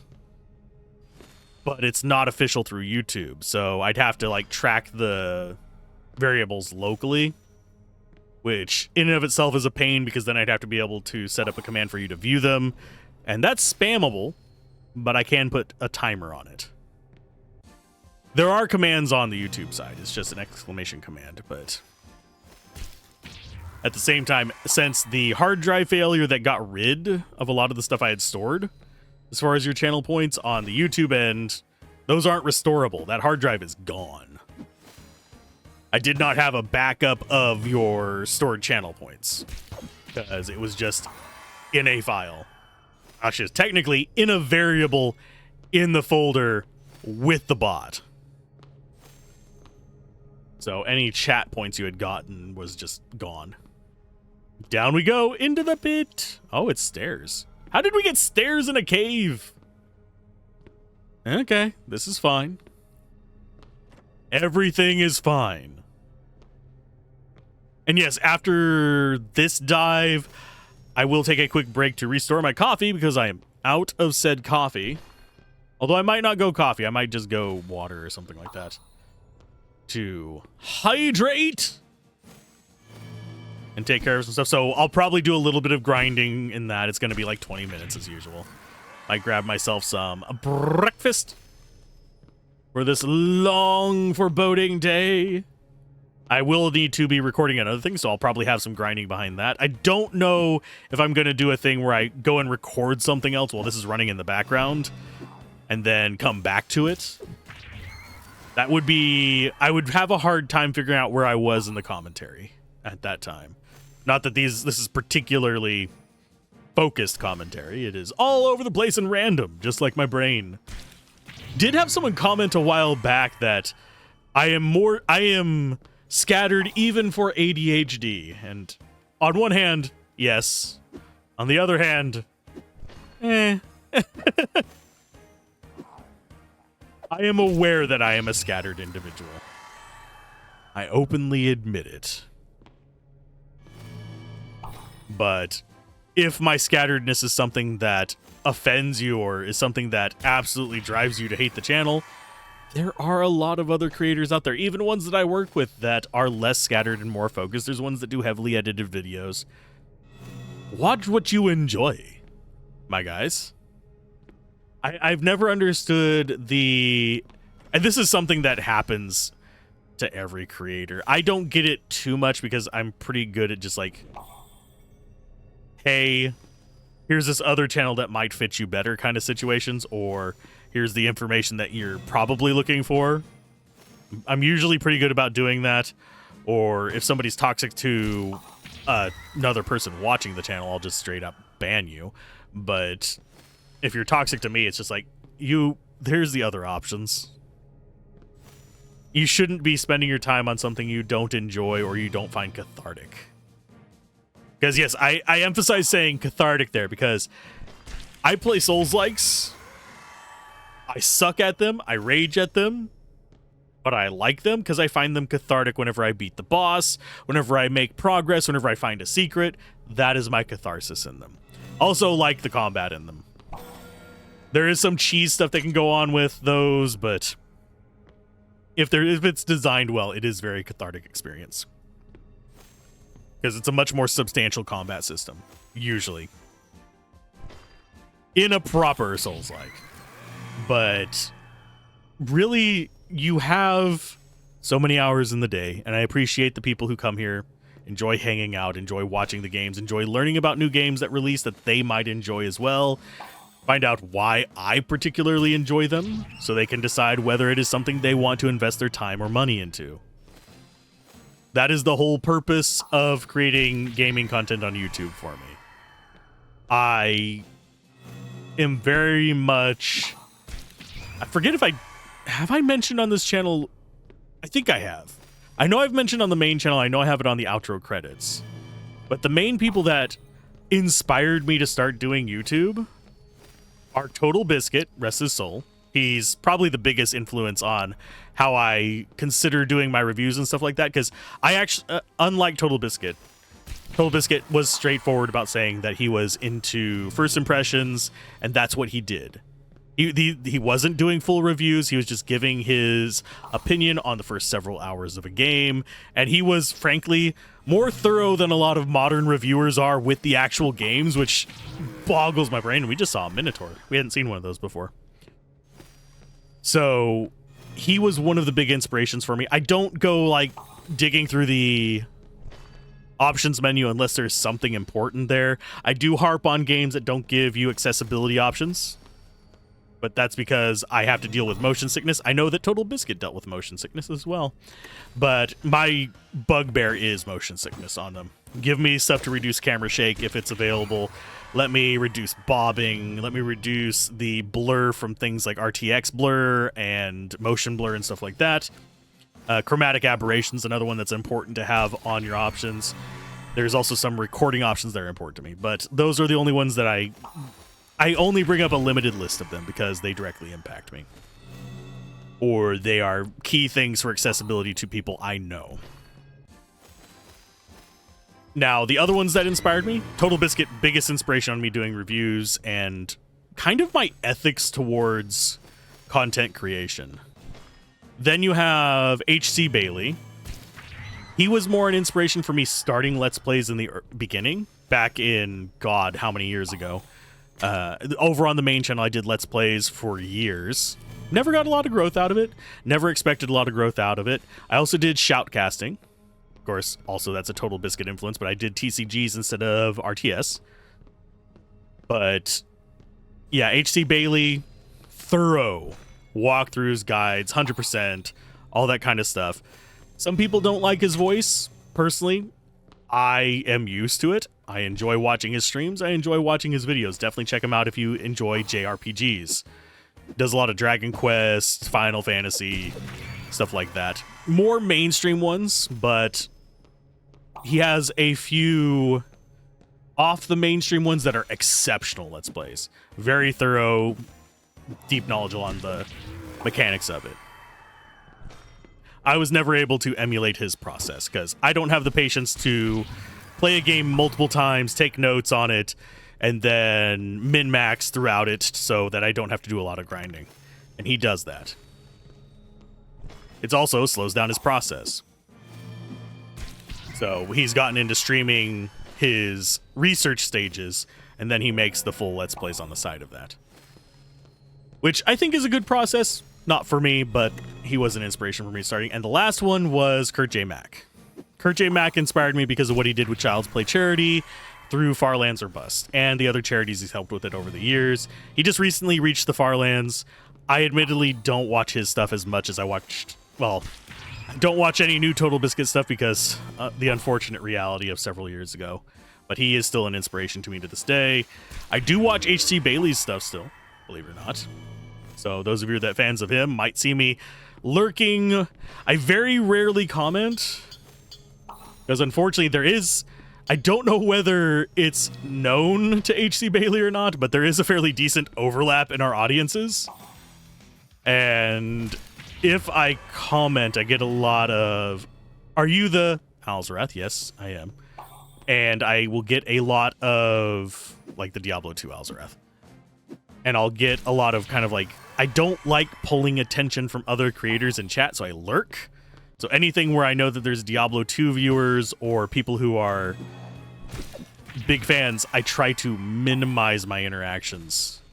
I had it happen on a friend's stream recently as well, because it just feels like I'm drawing attention away from the person I went there to watch, and I have derailed conversations in them.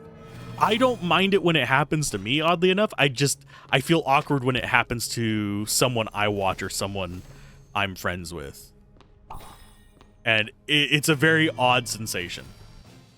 I just realized we already beat the dungeon, so after this fight, we're going to leave.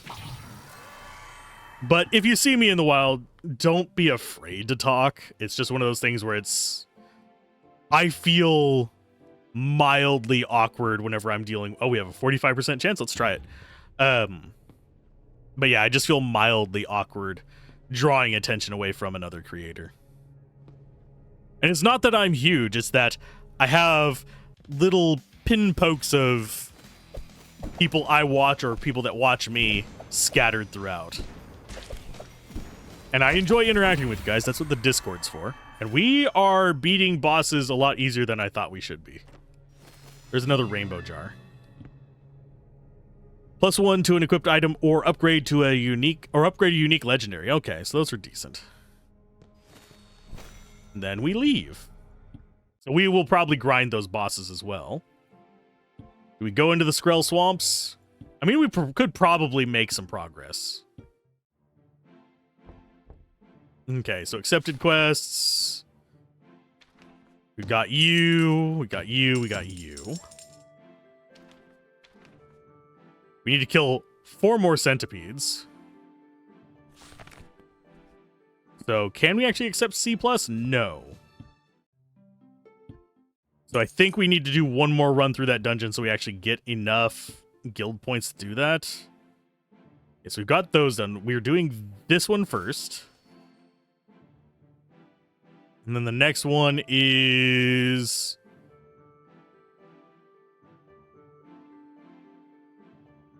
what was the other one we were going for?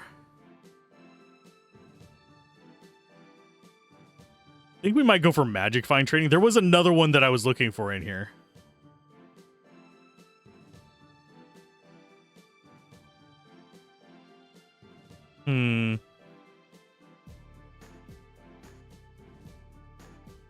Oh, it's this one. The additional item. So we want to go to the left there.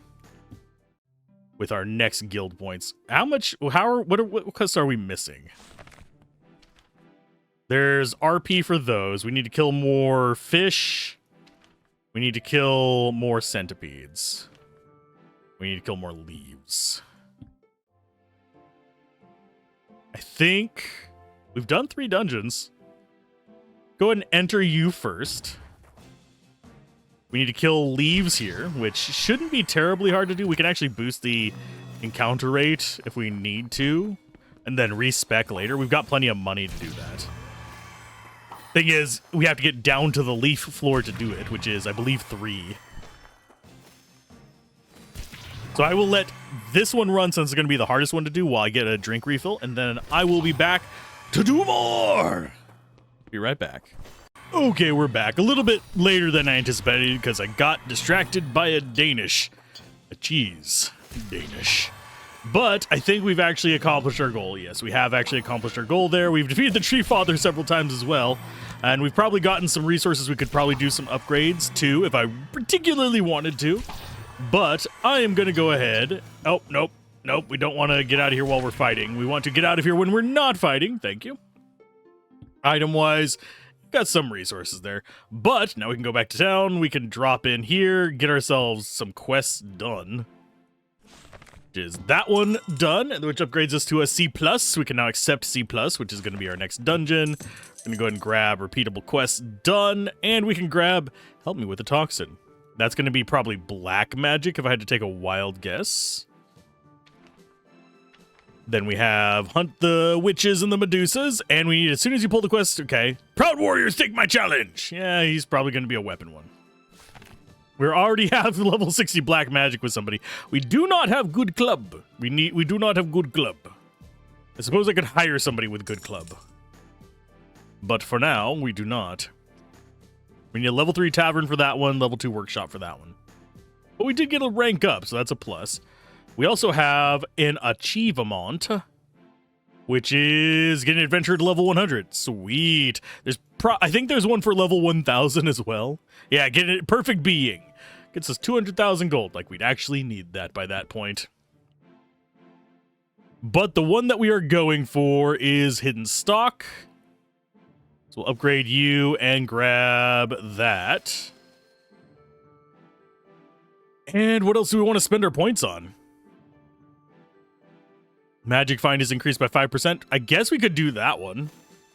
Start getting that leveled up so we can actually gather all the other resources we want.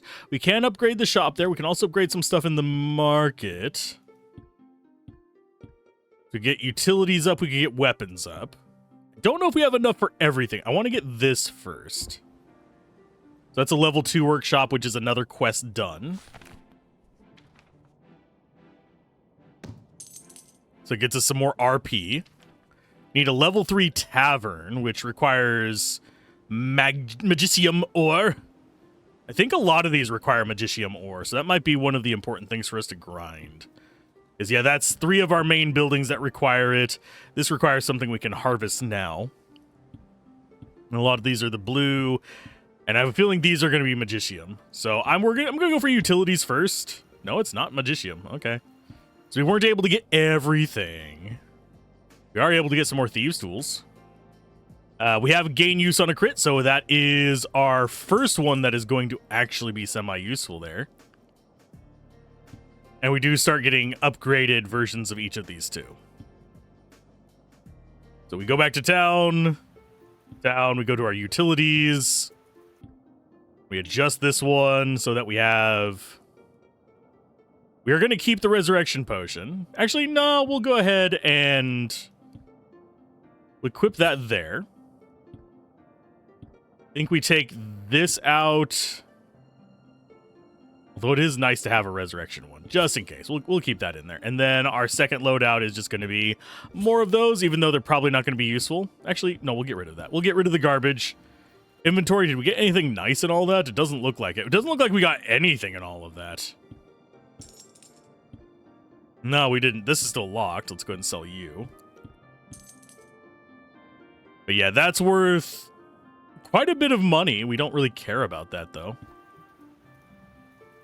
Okay, so...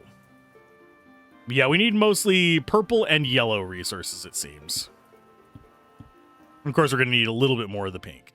But we have a 4th area today. You know what? Let's try the scroll. We still have a decent chance of winning this one. Mainly because we strong. We want utility loadout 1. So we can disarm them their maps. Enter dungeon. Now, obviously, I could... Are we going to just get through the entire game today? I don't know. I legitimately do not know. Oh, you missed me. Using all the skills on him. He's going to haste himself and slow one of us, isn't he? Yes, he is. But he dies in one hit. We might actually get through the end of this, judging by the fact that we're still one-shotting stuff here. And we were able to beat the last boss at a 40-something% chance of doing this. So, tis what it is. I'm never impressed by wisp designs. I know some of them are kind of neat. For the most part, they just look like magic missiles to me. Just like, hey, you're a ball of light. Awesome. I like more detailed wisps whenever I do them, or wisp clouds. Because yes, it depends on which lore you're looking at as to whether they're like spirits or what have you. But for the most part, they're just little magic siphoning beings. Or beings made of magic. Which is cool. Sometimes they're pixies, which is just a little winged thing with a bunch of light around it.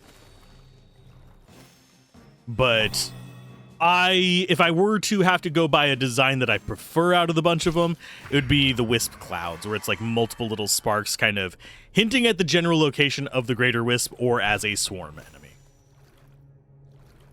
And that's coming from somebody who absolutely hates swarms in Pathfinder, at least the old school Pathfinder. I haven't tried 2e. I kind of want to, but do I have anybody who wants to play that? No. Everyone is still D&D 5e. Sometimes some of them are on to 2024.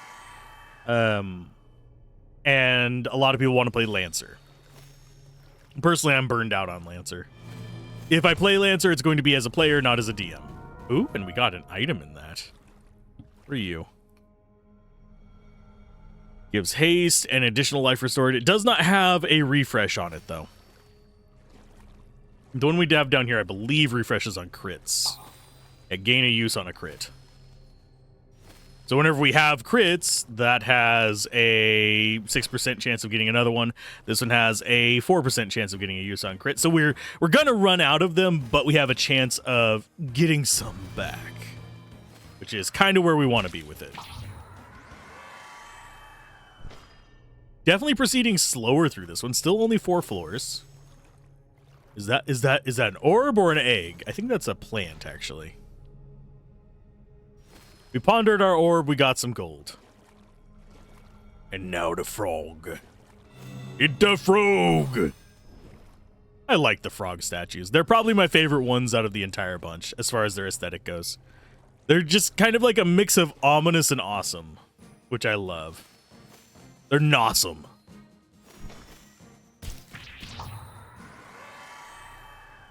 But yeah, I don't know how much life the enemies in this have. We're doing thousands of damage. That is our hit history. We don't have information on their stats in here now. We got Lamia and Swamp Witches. Lamia are going to be regular enemies. Swamp Witch is going to be the boss. That Swamp Witch reminds me of Siren. Got Boyd. Brennan Lee Mulligan would be proud, speaking of D&D. We got birds! He's the bird guy. I can make that joke, right? Ooh, it's purple. Very purple. I do prefer the ones where you actually go downstairs or through things to get to the next floors. These solid color ones, they're fine. It's just a little bit jarring compared to the detail in the rest of the environment. I'm not sure if they're intended to be transparent and actually look like you're going through doors and stairs. Ooh, it's a mandrake. That doesn't have a quest associated with it. It is just an enemy. Actually, I think it was kind of tough to hit, or we were very, very slow. We are at 1x speed, so at least this speed feels appropriate, considering we're in a swamp and sludging through stuff. This is about how fast you would sludge through a swamp. But in the normal areas, this speed just feels like you're kind of like crawling slowly around the dungeon. 2 times speed feels like you're just doing a normal walking pace. 4 times speed feels like you're jogging. 8 times speed feels like cocaine. It's Kokana. Don't do drugs, kids.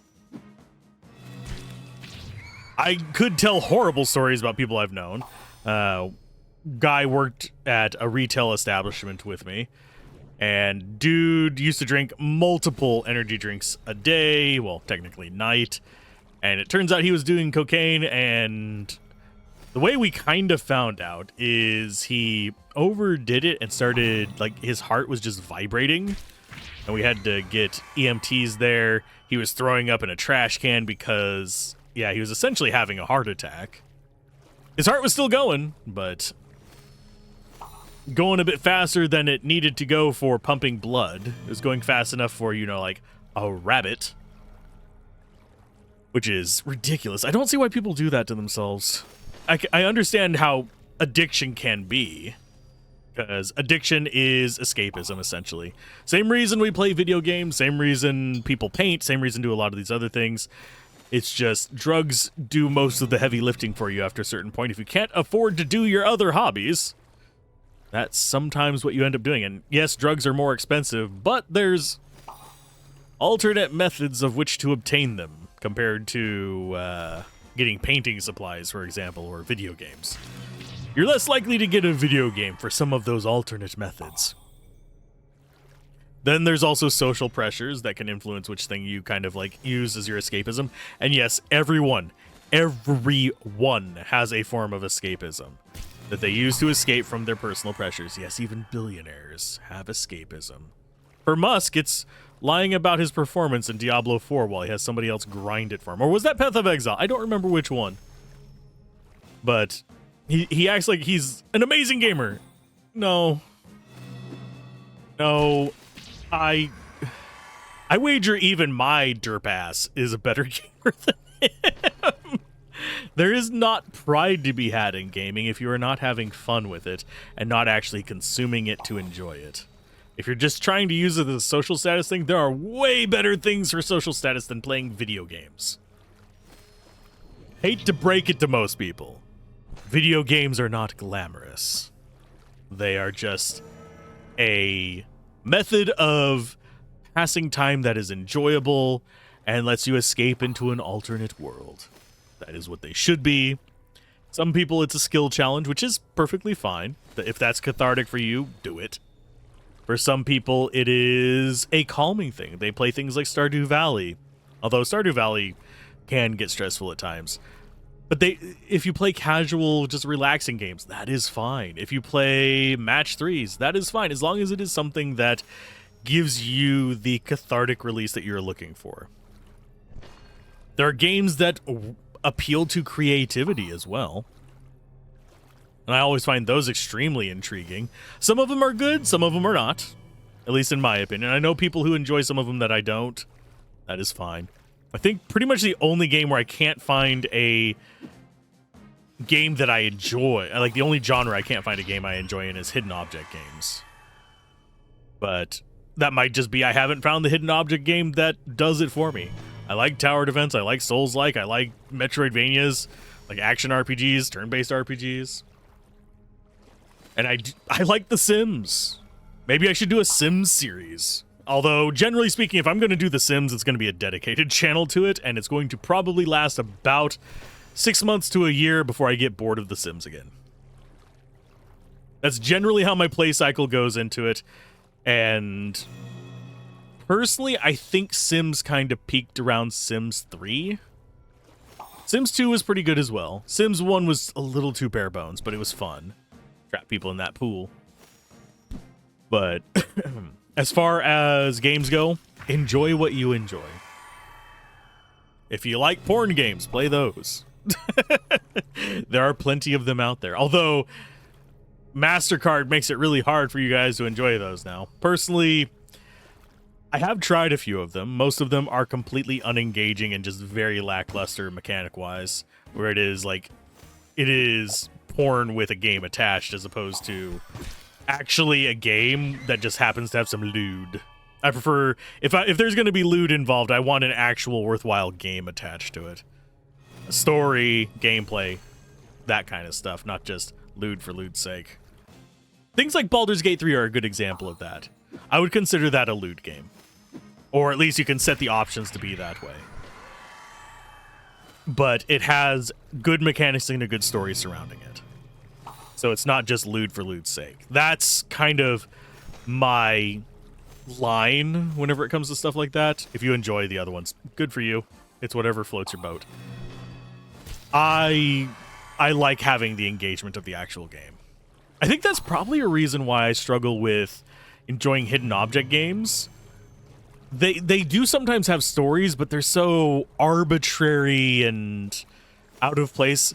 And it has no real mechanical injection. At least adventure games where you have to do hidden object mechanics, because hidden object is a mechanic. At least those have... Ooh, what are you? Oh, you're just a trap. But at least those have... You get an item and you add a functionality to it. Things like Septerra Core, a game I love, even though it is jank as hell. You'll notice that I love a lot of jank games. Legend of Dragoon's another one. But in Septerra Core, that has a hidden object mechanic. There is literally a mechanic in it for that. And it uses it in the adventure game sense as to where you are getting these items, combining them to achieve a certain goal. And yes, you do want a guide for Septerra Core if you're going to play it these days. It helps out a ton with how fluid it feels because there's a few things you'll miss.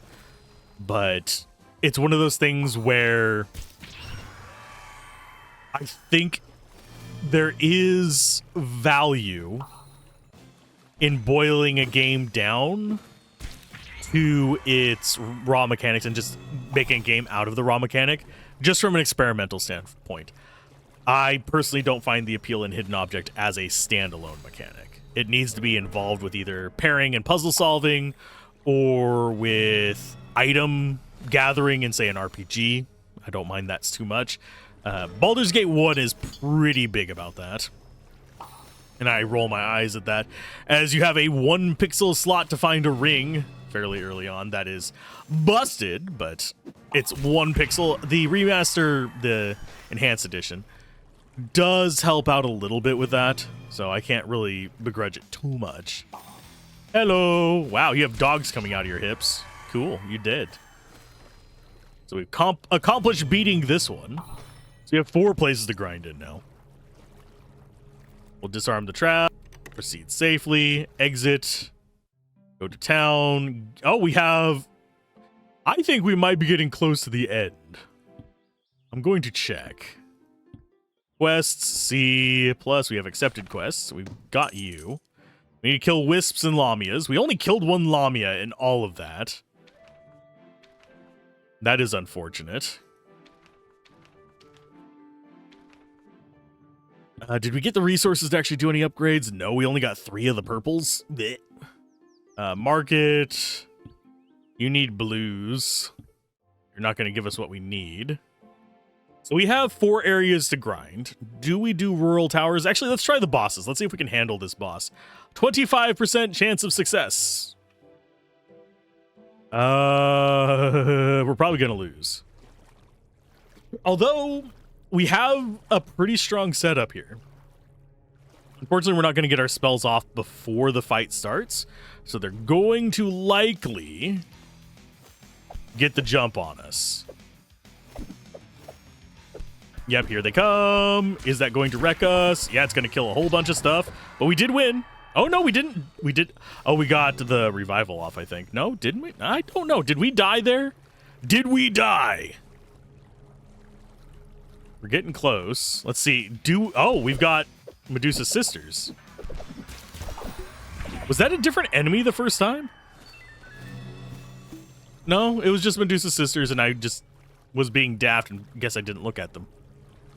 I was too busy looking at the bottom, I guess. Because I was actually looking down at our characters, and no, we're just not dying. That's fine. We're already up to level 10. And yes, I will grind up each of the bosses after we've encountered them just to get up to super high on that. I could equip, like, some potion setups for the more dangerous ones. If we start losing these, yeah, I'll do that, but I don't think we really have much that is threatening us here. Are we going to hit level 20 on this? I mean, why not? Might as well go for it. Boom, boom, boom, boom. Ta-da! Tornado wins. We're getting more upgrade materials. Yeah, we'll go until level 20 on this. But this is pretty much what's going to be... I'm not going to do... Oh, we got new boots. I'm probably not going to do these on screen very much, but I will run them probably while I'm doing writing. That way I can jump to the next one fairly quick, because as you can see, the actual boss fight ones go by pretty quick. We're not even getting a level per run now, unfortunately. Our characters, I think, might be getting levels up from this, though. Don't know how much XP they give, and that was a faceless mask. And there's level 20. So we can leave now. What do we get as far as items? We got Sky Greaves. That's a tier 7 armor, so we're actually getting pretty decent level armor from these. We have a Dirty Dirk, which is a unique legendary. 42% chance to inflict random negative status effect. Status scales with Dagger Mastery. Ooh. That's nice. Then we go to our Dagger character. There's a tier 3 a Mask of Nothing. This is used for upgrading capes. So we have the Rural Towers. Let's see. Do I really go for a 5th? It's tempting. We're going to go ahead and grab our quests done, though. We still have a little bit of RP to go until we get tier Bs. Which is what we kind of need to... We need to go kill some of these things to actually get up to that. So let's do Killer Fish. Yeah, we need to do... I think it's going to be Killer Fish is going to be the easiest one. Killer Fish and Centipedes. What do we need for the level 3 Tavern? Magicum, which is basically where we just were. There's the swamps. Yeah, we have 4 more areas after this. So we could actually just do those in the next run, but I think I actually do want to try Rural today. And then I'll just grind those off the cameras. What was the next thing we were going after? Wonderland? No.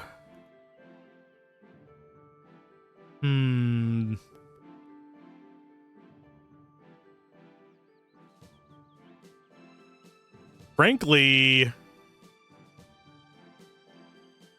I think we just go for that. It reduces the quest requirements. I think it does it for the base ones. Yeah, it does it for the base ones. So let's go kill fish, and then we'll kill centipedes, which are going to be Leviathan and Atlas area. So world map, I think is... This is the Atlas one. Let's go and bump our encounter rates up. I can reset these anytime I want. And this is the one that has the... No, it's not the mermen. Not the toads. Killer fish, yeah, we wanted to do that one. So we'll just up the encounter rate so we have a better chance of actually getting them. And we might get up to level 10 while doing this. We'll do just like one run of each of them. This should get us our goal. So that's fine. Let's go ahead and leave that one. So now we have that one done. We go to the Adamant Depths, and we are looking for... I actually don't remember which one we're trying to get here. I think it's the Centipede. And they're on floor 2. So we're going to have to go down a floor to actually get to them. So first floor is going to just be us putzing. And then second floor is going to be us murdering. We got all of no loot from that, even though we have loot boosting out the wazoo. For shame, game. For shame. Our goal is 28 centipedes. And we have repeatables of Orc and Atlas, which I'll do off camera. Obviously, as we get these done, we'll get better stats too, so that's going to make the last dungeons that much easier. Our main party is just wrecking everything, so I don't really have to worry about our backup party. I'm not sure whether we should have even bothered with them. They are soakers for the damage of the bosses. So they're just bodies in that regard, which is not terrible. I can live with them just being bodies to hit the floor whenever the enemy tries to kill us. Now, as far as the area after this one, I don't know if we're going to get the RP from that very easily. We'll try. It's just, it takes time is the main limitation of those. So, do I actually need to be here to do it? No. Generally speaking, I don't think you'd really have to spend more than like 4 or 5 active hours on the game itself to beat it. You just load it up, let it run through an area, and then go to the next one. But there is a catharsis in being here and kind of digging our way through it. And yes, I know the last video we did on this released late on that date because internet went out and the processing took longer than expected. Oddly enough.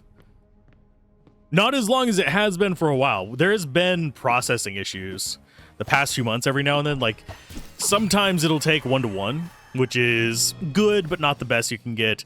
I've had 4-hour videos take 1 hour to process on YouTube. Which is really fast. If you can get 1 to 1, which is 4-hour video to 4 hours of processing time, that's a rough time. On my other channels, it's like a 20-minute video taking 20 minutes to process. That is fine, but not the best we've had. And there's been other times where it's like the video, same encoding, everything that I've done for it, will take upwards of 12 to 24 hours to process, which I'm not sure what's causing that, but part of me, considering the timeline that these types of issues have occurred, I'm debating whether to blame the AI creators who create a bunch of shovel shit and shove it onto the platform, which eats up processing time because it has to be encoded by YouTube into the different resolutions, yada, yada, yada. I don't know whether to blame that or to blame YouTube and it's using processing time to make AI slop. I don't know if you guys know what is on a YouTuber's dashboard. I know several of you create videos, because yes, if your subscriptions are public, I can see that you subscribed and I can go look at your channel. I do know that there's some large channels that follow. Hi, how you doing?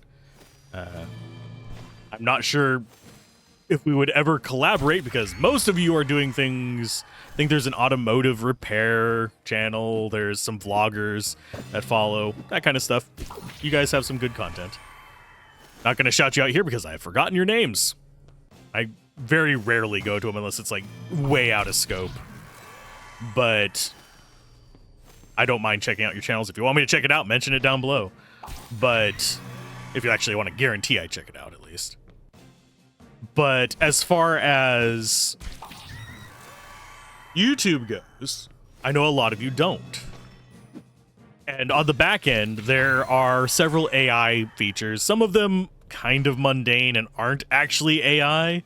They're more just analytic kind of stuff like, hey, what video brought in the most views? It's now marketed as an AI feature when it's really just like, I'm going to pull the analytics and show you the top 10 list. Cool, that works. That's not AI. That is not generative AI. Generative AI is them spitting out the text to go with it that tries to make it fancier than it is. And then there's also the inspiration tab, which is awful. I have been very tempted to take one of the thumbnails just to show how bad they are. None of my channels have appropriate thumbnails in the inspiration tab. None of them. I run more than gaming channels. But none of the thumbnail recommendations are even remotely good, much less on brand, which is... And whenever I see other people in my niches using them, part of me wonders how much of their process is AI. And hint, yes, I have gone to their videos. Whenever I see the AI thumbnails, half of them you can tell are written by ChatGPT and actually did not do their homework on the actual subject that they're making videos on. It's like, why? And they get views, and people are misled by them because AI still hallucinates. I don't care how accurate you think it is, it's not. It is just, if it was accurate, I'd still have a lot of problems with it because of the ecological impact and the ethical issues of them just scouring everything. It can spit out copyrighted work if you ask it to the right way, by the way. But it's one of those things where ecologically and ethically, it's still completely bankrupt. But it's not even smart enough to justify that. It's not smart at all. It is machine learning inverted. Machine learning is useful. Machine learning is the stuff that they're trying to make you think, oh, that's AI. It's diagnosing cancer. That is machine learning because it recognizes patterns from past diagnoses and then spits them and says, hey, you should check this. Even though a doctor might have missed it because there's patterns there that it recognizes. And that it's more complicated than that, but you get the rough idea. It can do things like folding and stuff like that as well, which are useful things. It's just they're trying to smush and conflate that with generative AI, and it's not the same, my guys. Generative AI has almost no value. It is a pattern regurgitating machine rather than a pattern recognizing machine. That's why you end up with silly stuff, and I know this is just a low-hanging fruit example. The glue on pizza thing. It recognized there was a pattern in the basically food prop. I don't know whether you'd call it prop, but basically whenever you are trying to take pictures of various food with like stringy cheese and stuff like that, you can use glue to kind of accentuate that aesthetic. And that's why you end up with that glue recommendation on pizzas. It's because, hey, these words and this interesting thing is combined. So if you ask for pizza recipes and stuff like that, all of a sudden the amount of people saying to put glue on there for the picture, it's just going to see pizza and glue. It's not knowing that they're talking about a picture. It's not knowing any of these things. It's not learning. It is literally just regurgitating the most probable pattern that you want to hear. And that's one of the reasons, and as they tune it and adjust it to its outputs and stuff like that, it can get more accurate on specific subjects as they tune out these odd things.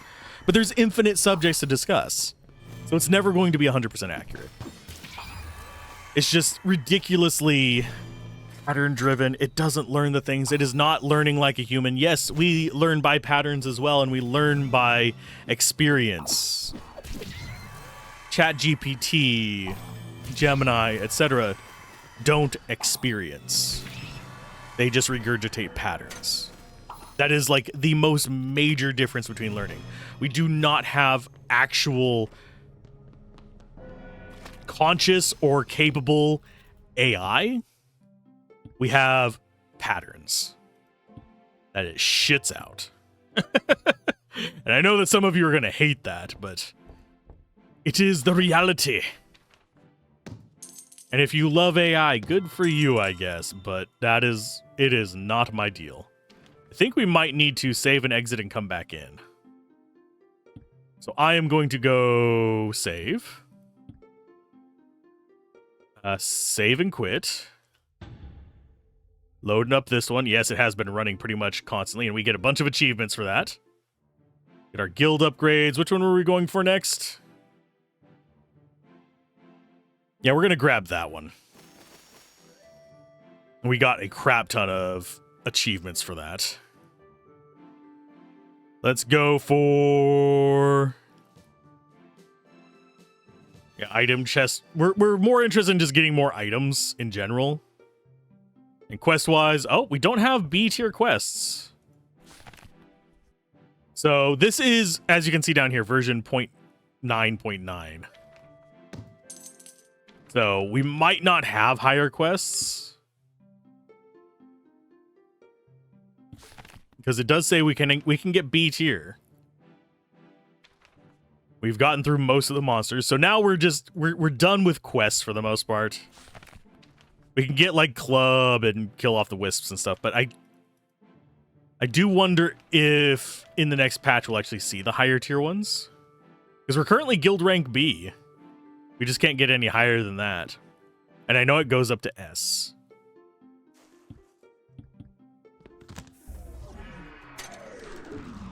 Okay, so market-wise, you need blues.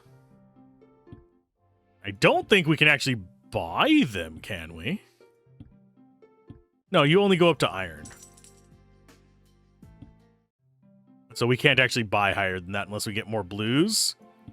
Which one do we need to do that? Blues are going to be Ilia Taverns. Ilia Caverns. It's not a tavern, it's a cavern. Let's go ahead and try rural. Oh god, this is going to be tech, isn't it? 53% success chance. That means we're probably going to win. Ooh, it is tech. There's a vending machine. So we have new enemies. We're, of course, going to go until it doesn't let us anymore. And then I will grind the rest off screen, and we will see what we have at the very end as we upgrade all the buildings. Now, if... I am going to probably be rendering this one fairly soon. So we'll probably have at least one more video. If I need to do a bunch of grinding to unlock the various buildings and just let it run at night, the third video of this series where we actually get everything unlocked to max might, maybe, be a little bit later. As in, we'll have this one and the last one day after day. Then we'll have a small gap as we work our way to the finale. Because I don't think I could let that... Well, we might be able to. If I let it run for 50 floors, we should have enough resources to upgrade most of the things from each dungeon. And that takes only... Well, at the speed 1s, it takes a while. At the speed 8s, it takes just maybe a couple hours of me doing other things. So I could do it while I'm writing. Once we get up to the speed 8s, I do notice a little bit of stuttering on the actual other games that I play. So I'll have to turn it off whenever we're covering anything that's like super processor intensive. But if it's just a normal game like Final Fantasy X2, I can run them both at the same time. Speed 8, everything. And it's not a problem. I'm liking the aesthetic of this place. It's giving me sci-fi vibes. Although now it's making me want my characters to be able to get guns. Or Magitech armor. If you want to make a Final Fantasy reference. I do like the big stompy bird-shaped Magitech armor. I'm not as... I do also like the chonky, actually, in-game Magitech armor as well, which is more like a loader mech. Both are good. Both are entertaining. I don't know how they kind of transcribed into each other, but it's whatever.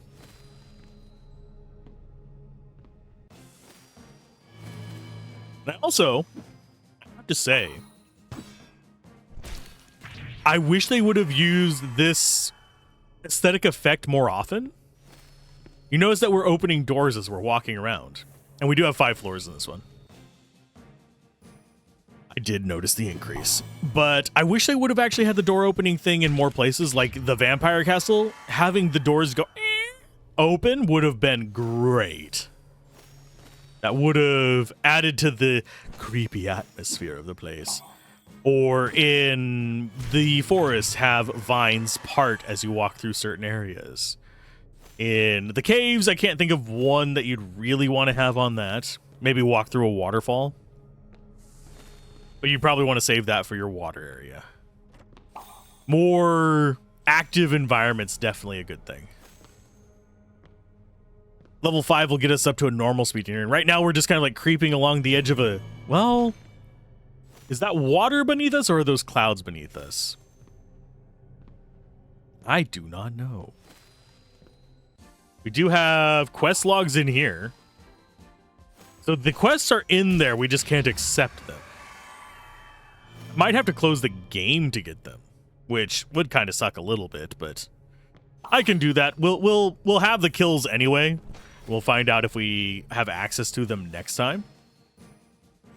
Right now we're just seeing how far we can dive. Dive, dive, dive! Because yeah, that means that we have the eyeball.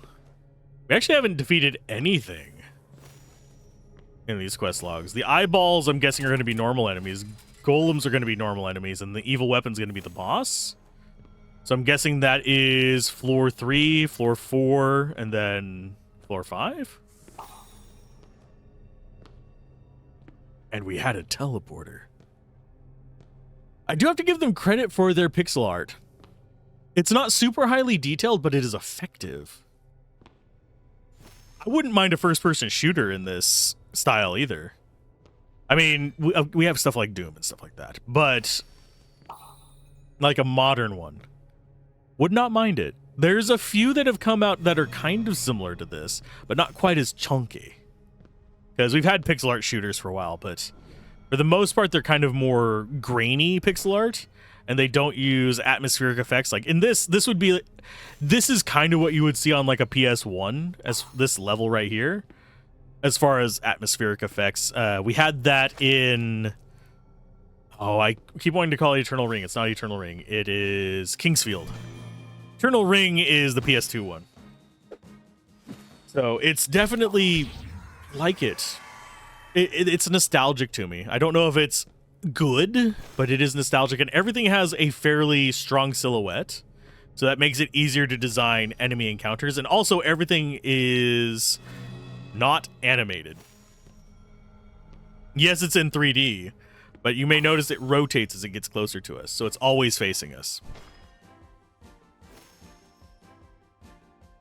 Which is an aesthetic choice as well. Keeps you from having to design different planes on 2D elements.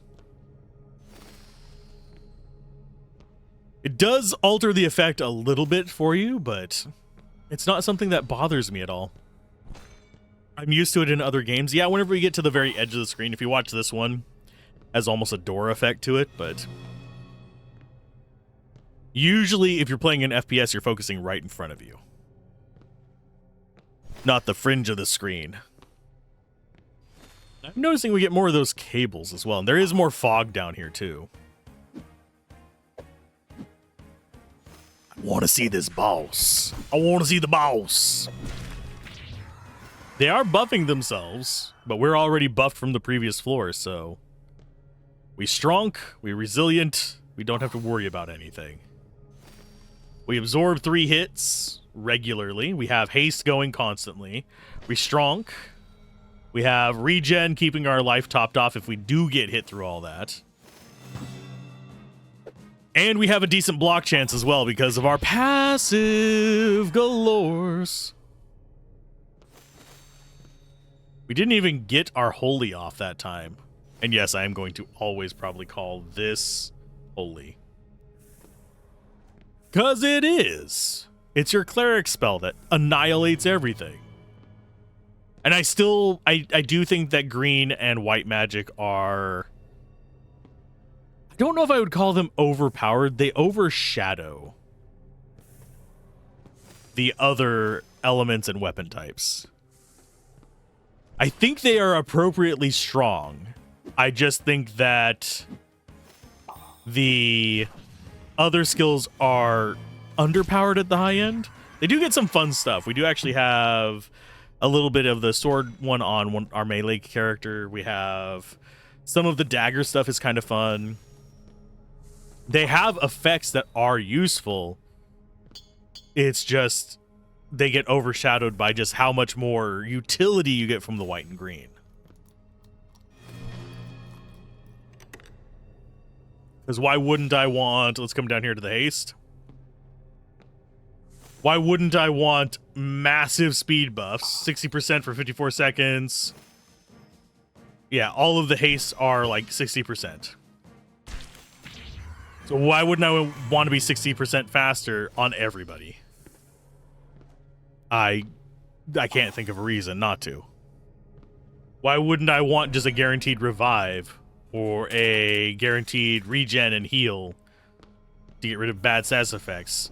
Red magic is fairly strong offensively and it has good AoEs, so that's why I lean in on that one. But we also have good damage AoE on Ray. It's just... Actually, it's about the same speed as Tornado. Tornado's stronger. So, of course, your red magic is slightly stronger. We're out of lockpicks. So, that could be a problem. We might actually get hit by a trap this time.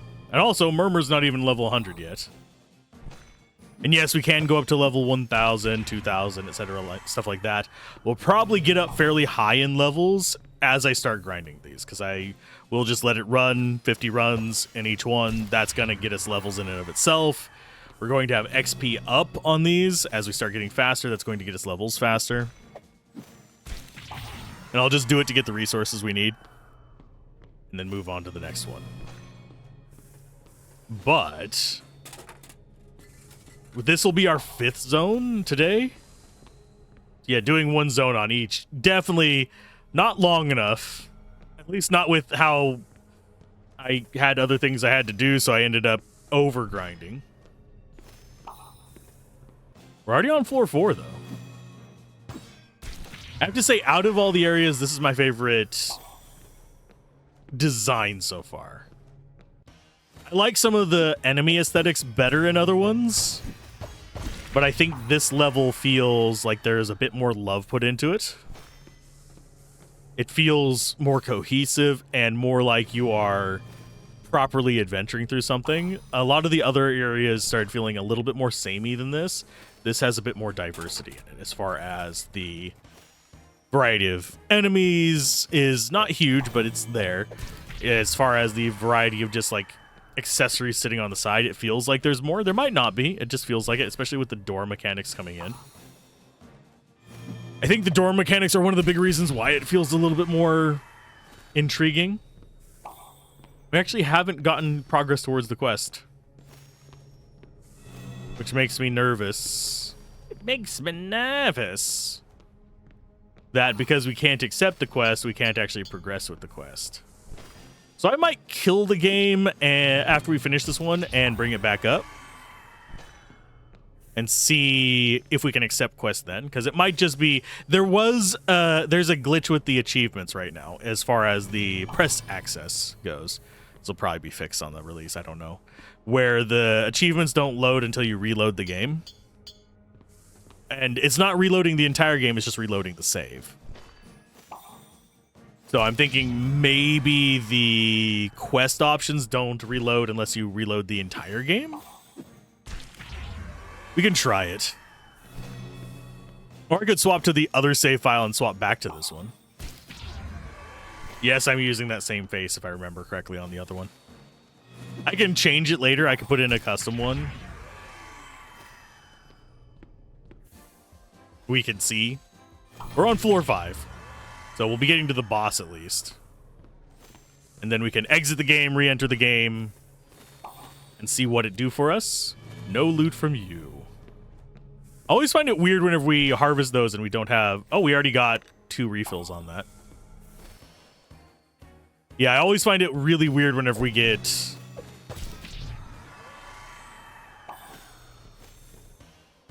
Yeah, it's just strange.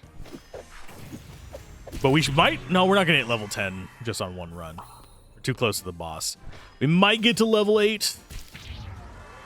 The enemies just aren't a threat anymore. I do think we are just too dang tanky. But yes, this is the press version. They've made... this company has made other games, and a lot of them, unfortunately, fall into the I want to cover it, but I don't have time situation. Yvia was one of them that was on my list to do, but just didn't have time. That was back whenever I was only doing reviews, so I just didn't have time to go through it. I forget what other game was launching at the time. I want to say... I have to go look when it released.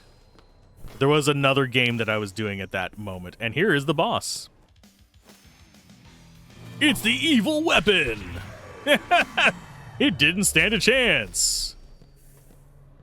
As we get done there, we leave, exit out of here, go to town. Got Mount Torrid over there. Ooh, it's Mount Torrid. We did get an achievement. So let's go ahead. Come up here. I will save and quit. We'll quit the actual game. You're going to see my little interim screen there. We're going to load it back up, see if that changes anything. These should all be in there whenever it releases, by the way. It just hasn't had the 1.0 patch pushed. It's 0.9.9. So, can we take... No, we don't have B quests yet. Okay, so I guess they're not in until 1.0. That is sadness on me. Do we wait until we can get those? No, we're digging through the rest of the bosses. When the game releases, I'll probably come back and do those quests as a video. We'll do it with these characters. And we're down below a max chance. I do think we can still handle it. It's 5 floors of torridness. And we can get the resources at least, so we can upgrade the stuff ourselves. This is giving me... not Doom vibes. Not Hexen vibes. There is a game this is reminding me of, but I can't put my finger on it.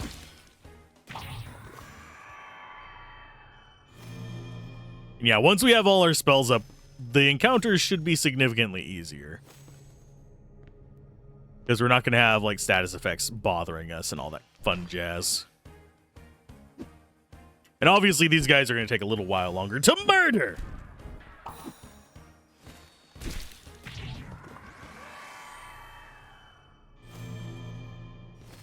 It still shouldn't be too bad.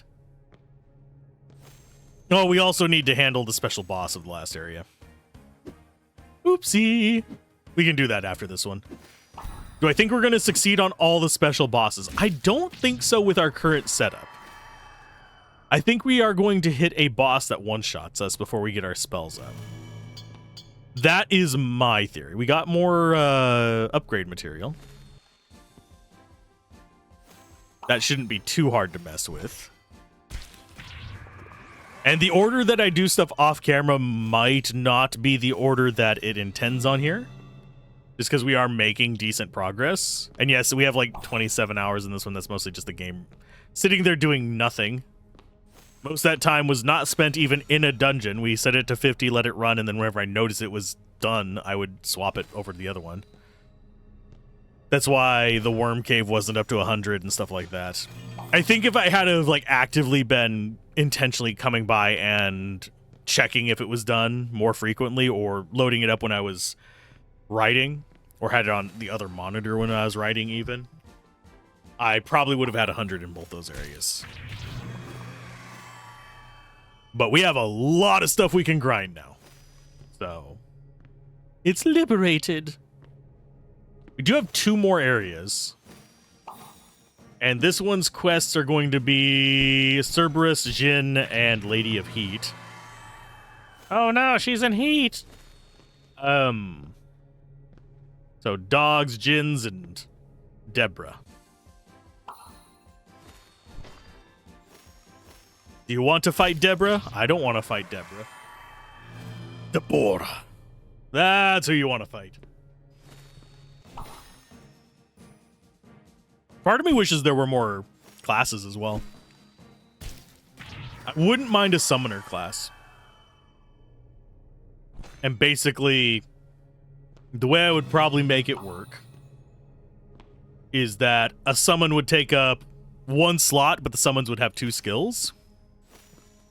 So you could have, say, 5 summons and you'd end up with 10 skills.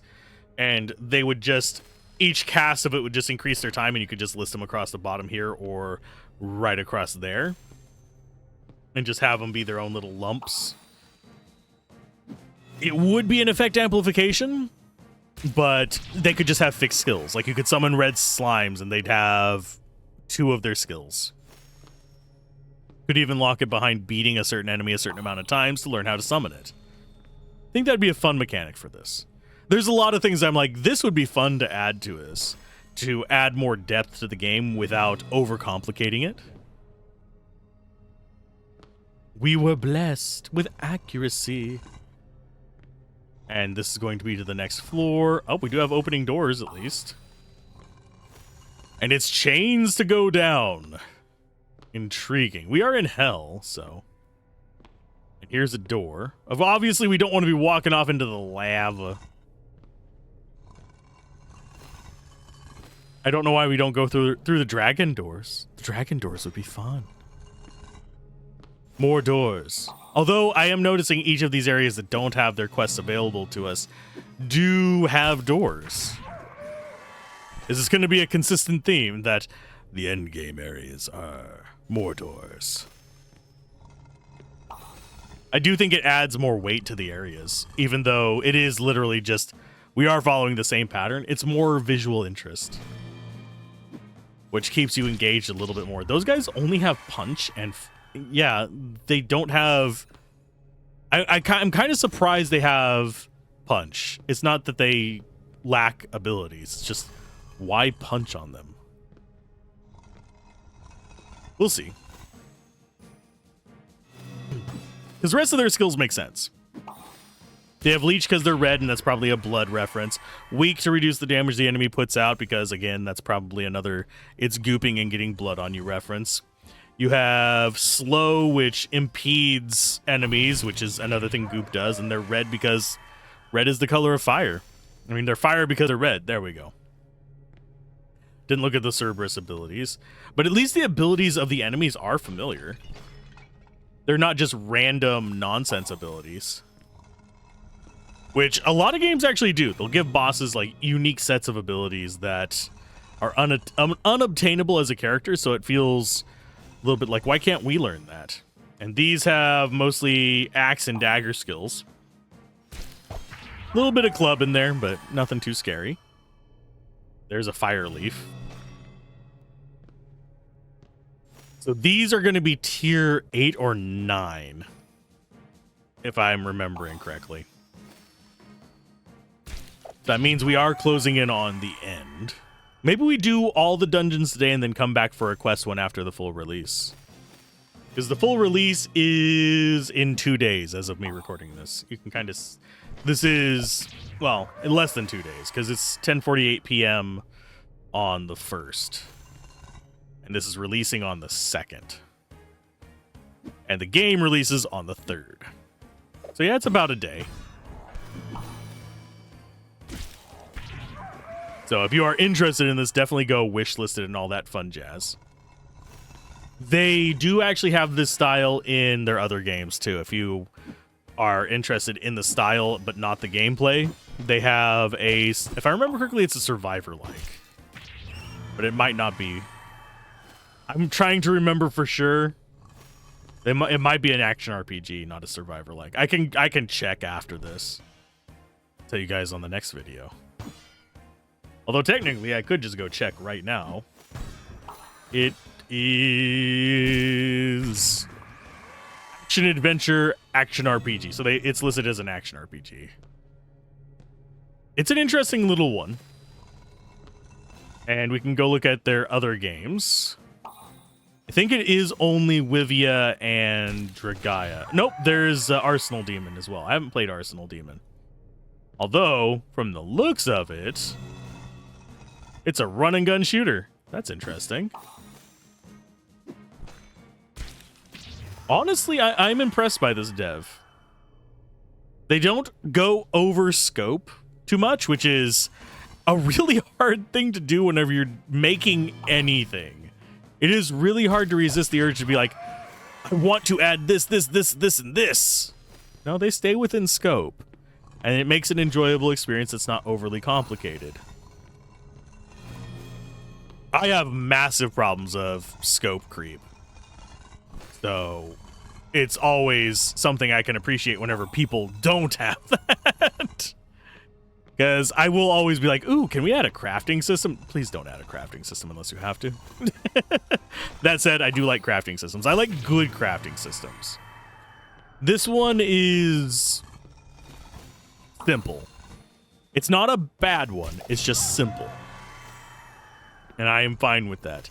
My favorite crafting systems are useful into useful kind of situations where the item you have originally kind of carries with you and you are basically tacking onto it as you go through. So you can kind of grow attached to your original weapons, but you're making them better as you go, so it scales with you.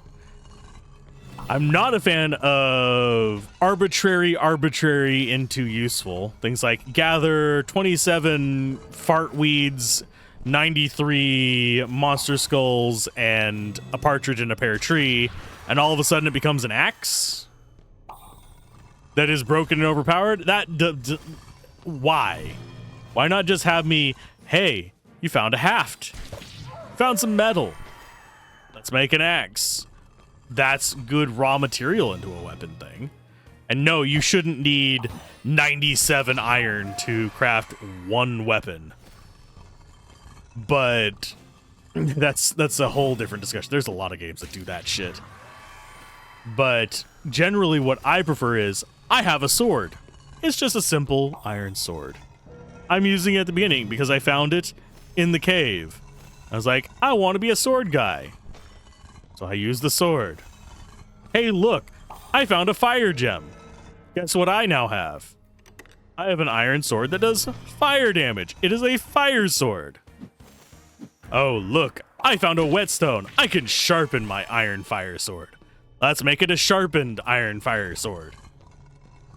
Then after that, you might find an enchanter. Oh, look, I can have spells added to my sharpened iron fire sword. I like that. I prefer, like, this weapon has been with me. It is a member of my fucking party at this point. Let me continue on with it. I really do prefer that kind of stuff because it lets you grow attached to your gear, just like you grow attached to your party. And it adds a bit of a nostalgic aspect to it. Yes, if loot is completely random, it can get a little frustrating because, like, if you don't find a sword early on, but you want to be a sword guy, you're going to be hunting for a sword for a while. That's why you have shops that provide you the bases. There's also some games that do weapon levels up as you use them. Those are super uncommon, but I find them extremely interesting. Like, the more you use a weapon, the stronger it gets. That kind of stuff, admittedly, the level up one, penalizes you for swapping weapons, which is a bad thing. Whereas the one where you're crafting, you can swap weapons. You can swap to a different sword and still be perfectly fine because you've spec'd into a bunch of sword skills. Are you going to switch to a spear later? Maybe have a respec system where you can spec into a spear and, you know, that guy survived longer than I was comfortable with. He is a normal enemy.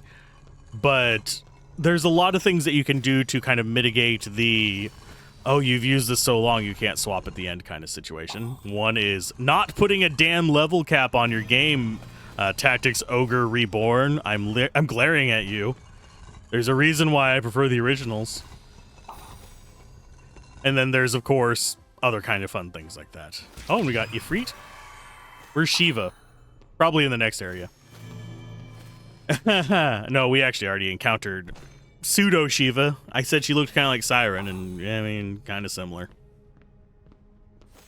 Are we gonna get 10 before the bottom of this dungeon? I don't think so. Maybe. Doubt it. Oh no, a slime. How are we looking on items? No new items. We are set to just doing legendaries only. I should probably bump it down to purples, just so we can see the item bases. But at the same time, we could be getting a lot of loot. I just don't feel like managing a lot of loot. Because we do have mass selling. It's just like 7 more clicks total to take care of it. It's just I don't feel like doing it right now. You can get better base stats on them, yes. So what is the next dungeon after this one? I'm very tempted to try and get to the last dungeon today, even though we can't do quests for it.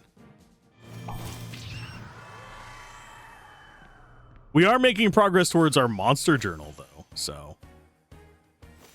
I don't know how far along in our monster journal we are. Oh, did he actually hit us? No, he didn't hit us. We blocked. We have surprisingly not ran out of even the base ones. Which is mildly strange. We haven't gotten very much Crimsonite. There's Lady of Heat. So, Shiva. We actually did lose health on that fight. So... ja. We lost health on that fight. That is a first. Next one is Jagged Lands. Let's go look at our achievement list. You know what? We will try to do these two. If we lose, we know our limit and we can do our grinding to get up to it. Let's go ahead and try our two bosses.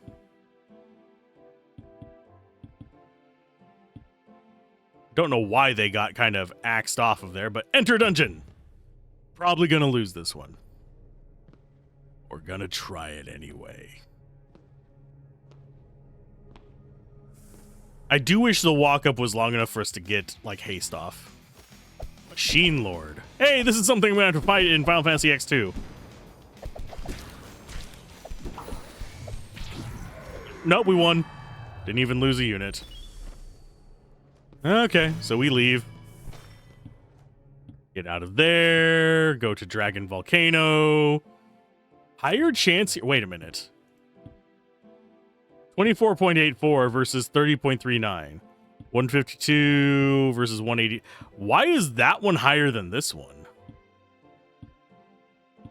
Actually, Medusa's higher than that one. Shadow's not. Harpy's not. Huh?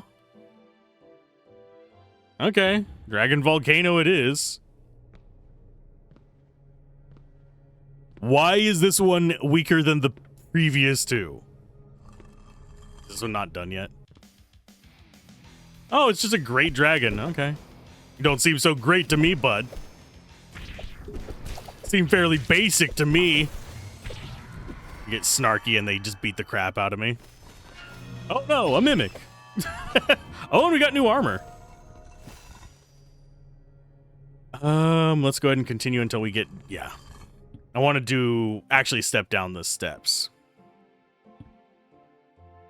Okay, town. We actually have gotten some gear. Not a lot. Onyx plate, heavy armor body. Tier 9, life regen, maximum barrier, maximum life. I mean, sure. It's better than what we got by like a massive margin. So now you are super tank. We also have Sky Greaves, which are also another heavy. We don't do a lot of melee attacks, but it'll work for now. You are staff. Although we could upgrade your staff. I haven't actually been doing that.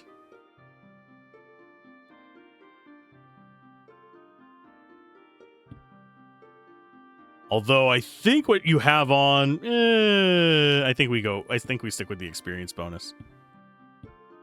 And we really haven't gotten much in the way of new stuff. I'm really surprised we haven't gotten more rings and capes. Accessories. We actually have a magic cloak in here. Do we have upgrades for any of our main three? You have a weaker one, don't you? No, the one you have is better. I mean, this gives maximum barrier. It's like, fine, whatever. There you go. Dagger Mastery actually works for you, so buy and equip. And yes, we only have tier 1 of those because we haven't gone further and ground. The Jagged Lands. Sure. Oh, this looks ominous as hell. This is going to be the second to last dungeon. We got some Gurgigoyles. Oh, they're actually there. I have a feeling once we get our buffs up, we won't have to worry about it, but still mildly afraid of them. I want to complete the bestiary and everything in this. I find that that's kind of my goal in most incremental games and most idle games, is to complete the kind of quest books, the bestiary, stuff like that.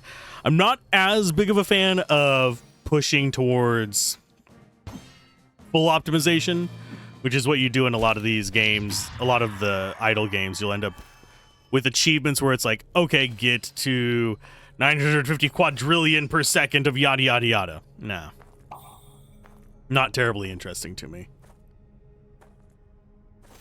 So I tend not to go for those. I tend to mostly go for, okay, here's an area to complete. Here's what you need to complete it. Here's the enemies there. Yada yada yada. Here's a new ability you can unlock. Go for that one. Sometimes those abilities, unfortunately, are behind the you need to do quintillion butts out of the left ear kind of thing. And eventually I just lose interest in those. This one seems a lot more reasonable. It's clear an area, clear the boss. Here's the next area. This area, I don't know if we're going to actually be able to beat the raid boss. Considering how much damage these initial enemies are doing, they were actually able to take out a character's shield. Admittedly, it's our weakest character, but she has more life than Murmur. She has 1/5 their shield. But once we have all our skills up, it's nothing to worry about. Okay, so regen 17.7 seconds, and these last for 12 seconds. So it's not constant regen. For some reason I was thinking it was, but I guess I was wrong. We could double the recovery. And this place I would probably walk a little bit slow through. Oddly enough, the aesthetic of this place, and I know this is going to be an obscure reference, is nuclear warning aesthetic to me for some awful reason. I know it's supposed to be like, oh, this is a dark, foreboding land, and it really does. Just like all the spikes everywhere just remind me of one of the theories of how to inform people that, hey, this is a dangerous place, maybe you shouldn't be here, in case for our nuclear storage sites. We're talking like 10,000 years in the future kind of stuff, where our current languages are dead or basically incomprehensible to the generations then, because language changes. Even just over 1,000 years, you probably would not be able to go back and understand English of 500 years ago, just without training in it, much less 10,000. Of course, there was no English 10,000 years ago because language changes. There was Latin, although actually no, Latin wasn't even 10,000, was it? What languages would there have been back then? I know we have back about 5,000. We know of languages. I don't know what would be before that.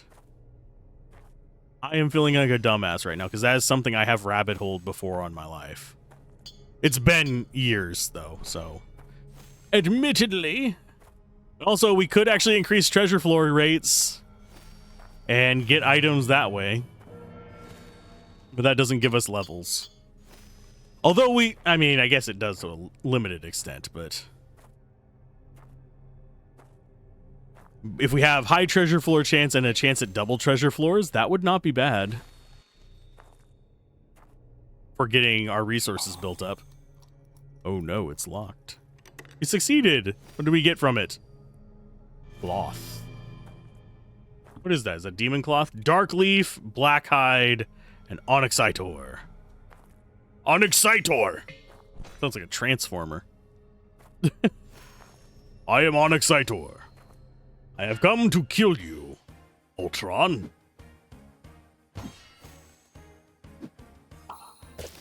We are definitely not as strong as one would hope.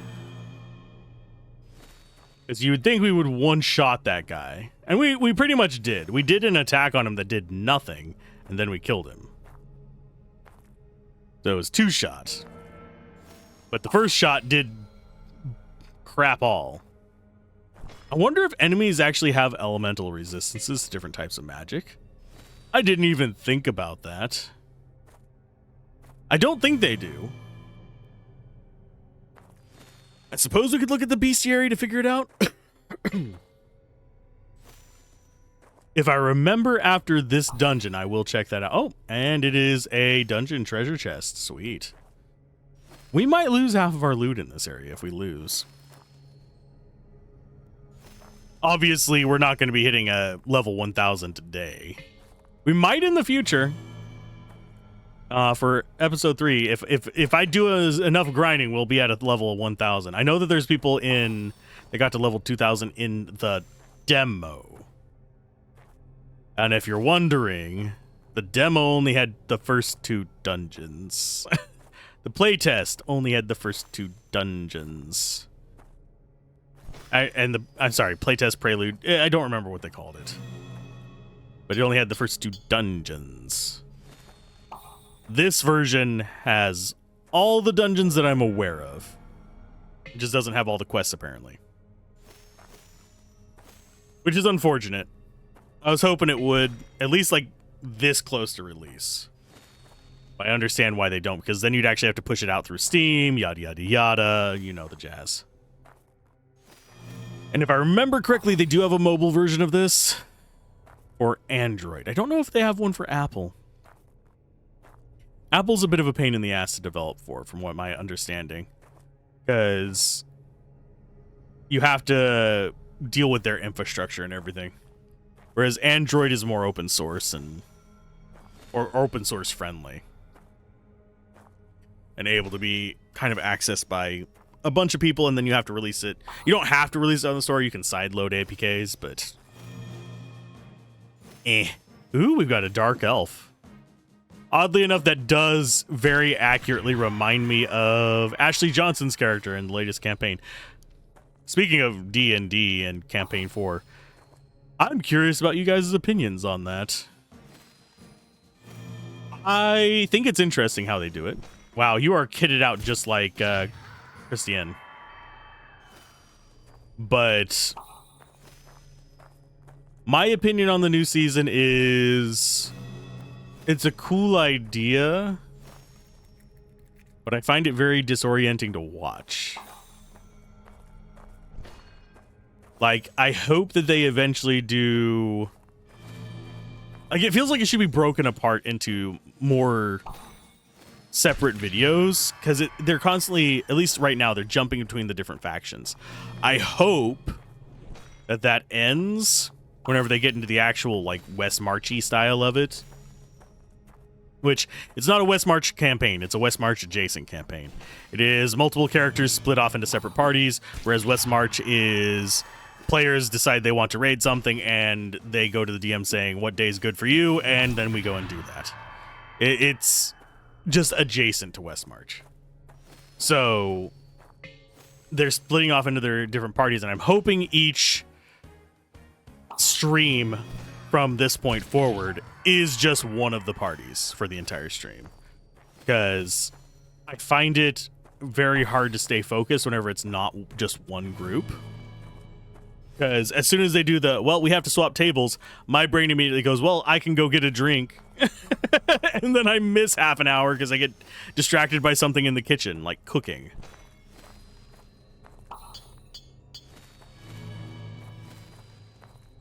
Orange juice. For those of you who are getting into videos and streaming, orange juice, pineapple juice, if you like them, they're your friend because it gets the hairiness out of your vocal cords. At least it does for me. And by hairiness, it's more just like the weird feeling in your throat after you've been talking for several hours straight. Like currently, this is 3 hours long. I have been talking for not 3 hours straight, but for an hour and a half, and then I did talk a little bit whenever I wasn't on camera, but not quite as much as here, and then I'm back to talking again for an hour and something. And I also did an hour and something stream this morning, and I'm going to be doing more recording tonight as well. So it does help your throat a little bit. Generally, you want to avoid milk.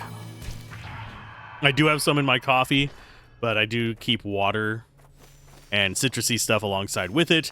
That way, it clears the gunk out a little bit faster. Because if you do milk, you'll get a little phlegmy in your throat. Not a lot. It's not like it's sitting there going, oh, you have goop. No. It's just recommended against because it changes how your voice works. And yes, if you're going like full on voice acting and stuff like that, there are sometimes advantages to being kind of gummed up and stuff like that because it allows you to do different voices. If your voice is getting, I'm trying to remember the term for it. Vocal fry, I think is the term for it. That gives you access to different voices, but it also makes it harder for you to do more less fry voices because you can't just make that go away. You have to actually rest your voice to stop that. It's one reason why I try not to be one of those over-the-top people whenever it comes to making commentary and stuff like that. And also one of the reasons why I don't do a consistent strange voice. I could, and I'm wagering that would probably attract a certain audience. If I was just constantly going like this, oh my god, that would probably cause a different audience to be interested in this. Oh no, we triggered the trap and almost freaking died. Holy crap. Didn't have to use the revive, but holy butts. That was most of our life gone on 2 characters. Okay, so we're gonna need more disarm kits for sure. Easy enough to get. We have a revival in case somebody dies. Although we've already used it apparently. Did someone actually die and I just didn't notice? I think someone did. That's kind of sad. I didn't notice you died. I'm sorry. I think actually it might have been Christian at that trap that died because I heard a potion go off. We just need Let's Play to not die in any of these encounters. We actually have a decent amount of loot from this. Good lord. This one might be pushing our limits. We'll find out soon.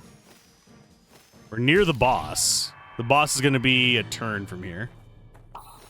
There's the boss. And another Grand Wizard encounter. Die. Oh, it's the Grim Reaper. Well, I overestimated the Grim Reaper. Get out of there, go to town. And there's the Yggtree. It's Yggdrasil. Bosses, we've got Vile Domain. Let's go ahead and try it. 25% chance. No guarantees. Make the walk up a little bit longer and we'd actually have our abilities active, but who are you? It is Greater Demon.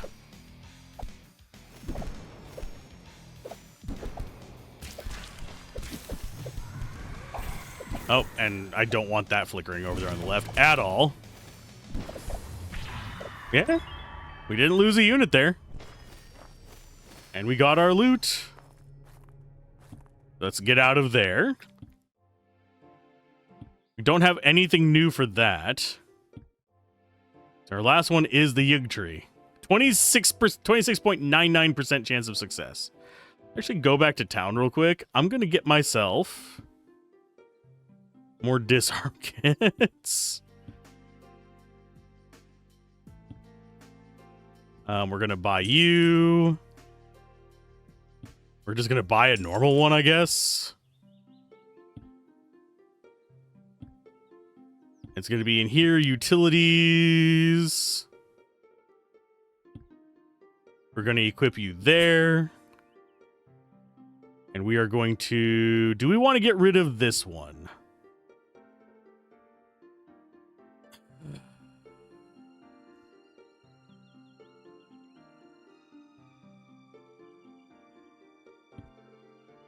I think we want to unequip those. Go here and equip you in the top. So So you're used first. Then equip that there.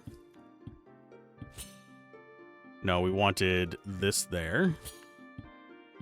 Then this down there.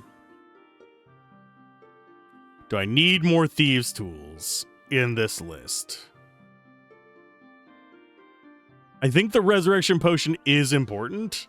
I would like to get one that replenishes itself. Don't see that happening.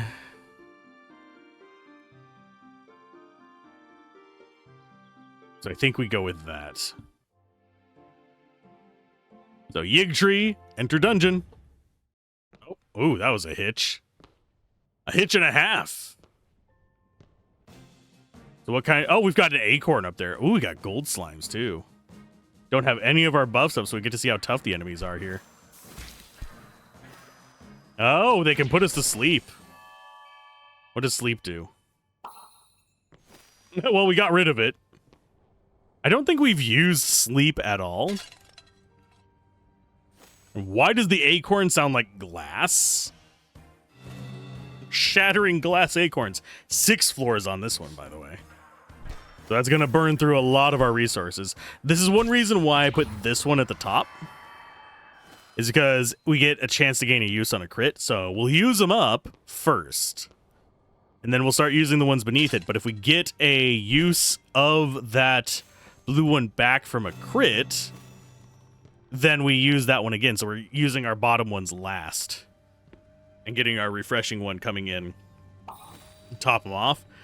That way we constantly have it available to be refreshed. If it's at the bottom, it's not constantly available to refresh until we've used up all of our non-refreshing ones.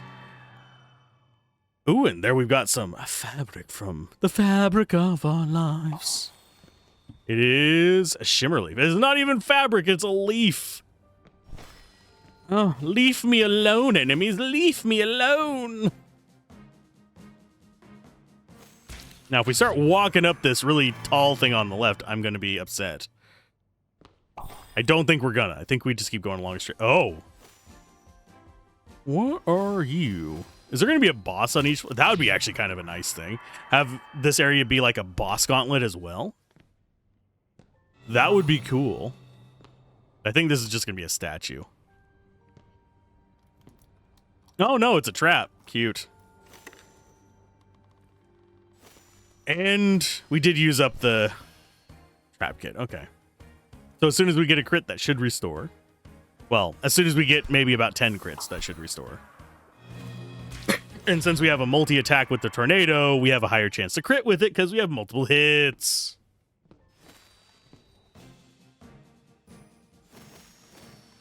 Sorry if you hear my neck pop, by the way.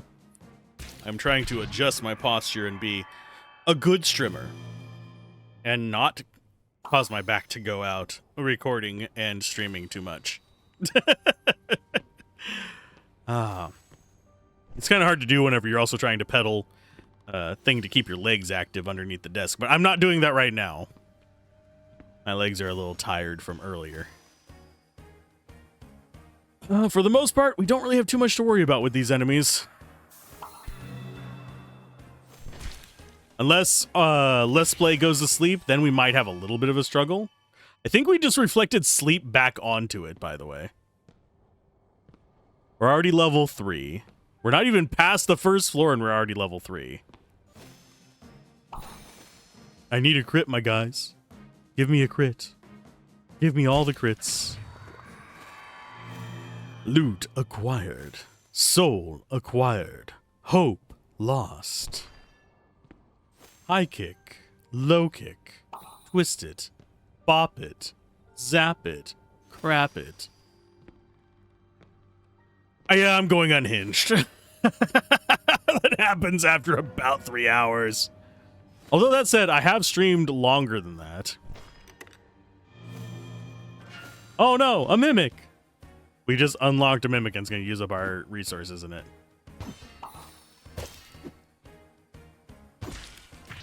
There you go, bud. Yeah, it used it up.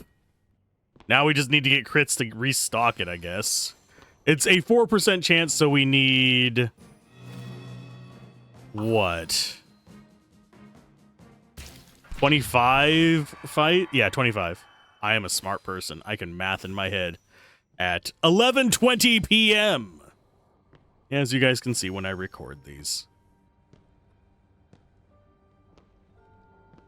And yes, I will be rendering this for the day you're watching it. So we might actually get over midnight. It's going to take about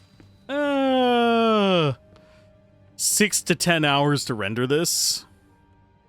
Because I have to remux it into MP4 and then render it. And then it should take, ideally, YouTube 4 hours to process. Which means everything should be up and ready for you guys when this releases today.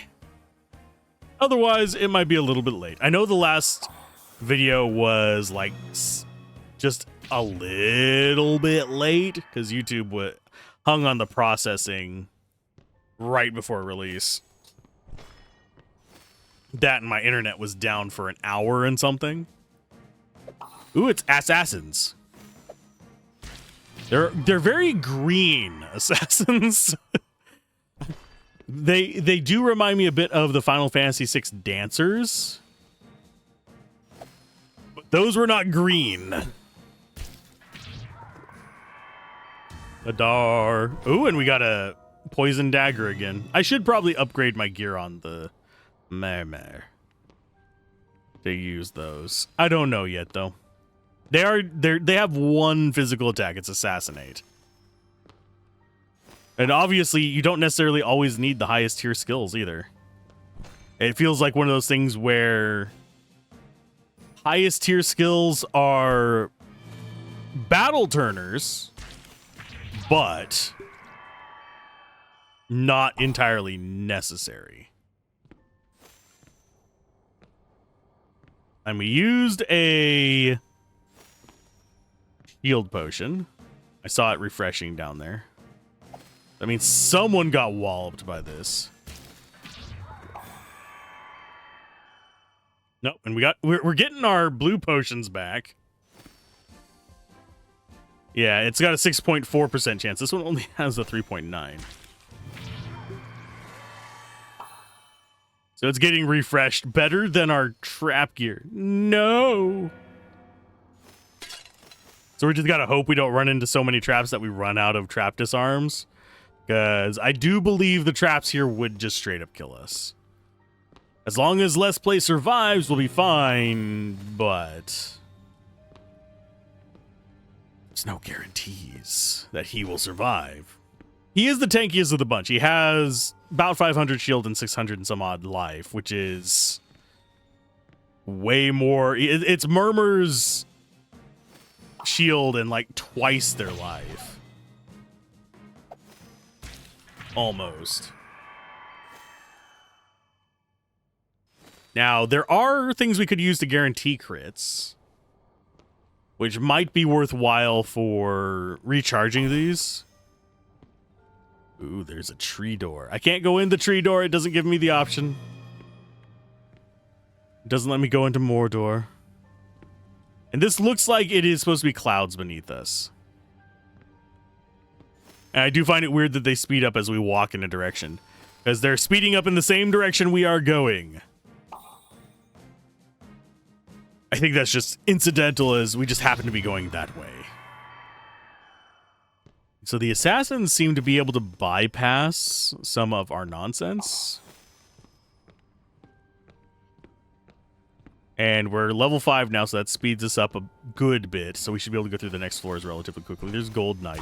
So the assassins are dangerous. The Gold Knights, I don't think are going to be. I think they're going to have to get past our evasion skills. The Shadow Clone Jutsu stuff.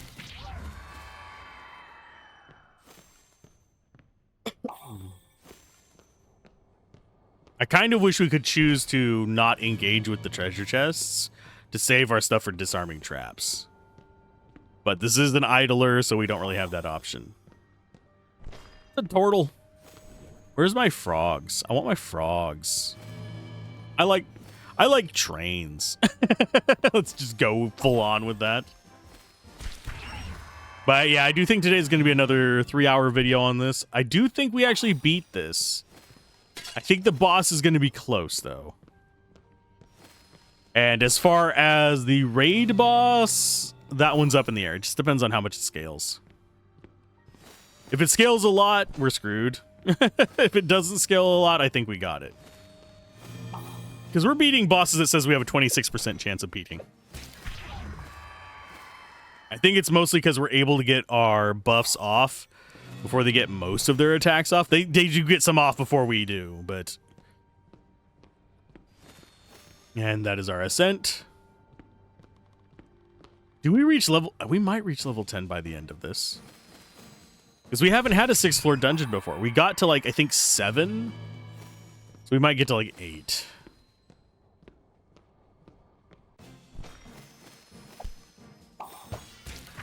Ow. Now, I do think... Oh, Ancient Bird. That thing is actually kind of horrifying looking. Those sunken purple eyes. Reminds me of Beetlejuice. The scene where they're in the waiting room and she stretches her face out to be all pointy and weird. What it reminds me of. But yeah, if we find out that nothing here is like a real big threat to kill us besides the traps, I will swap out the revive for another disarm kit.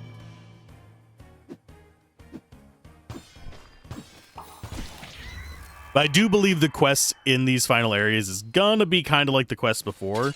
Gonna have skill quests where you want to have a certain level of skill to unlock something for a NPC in the world.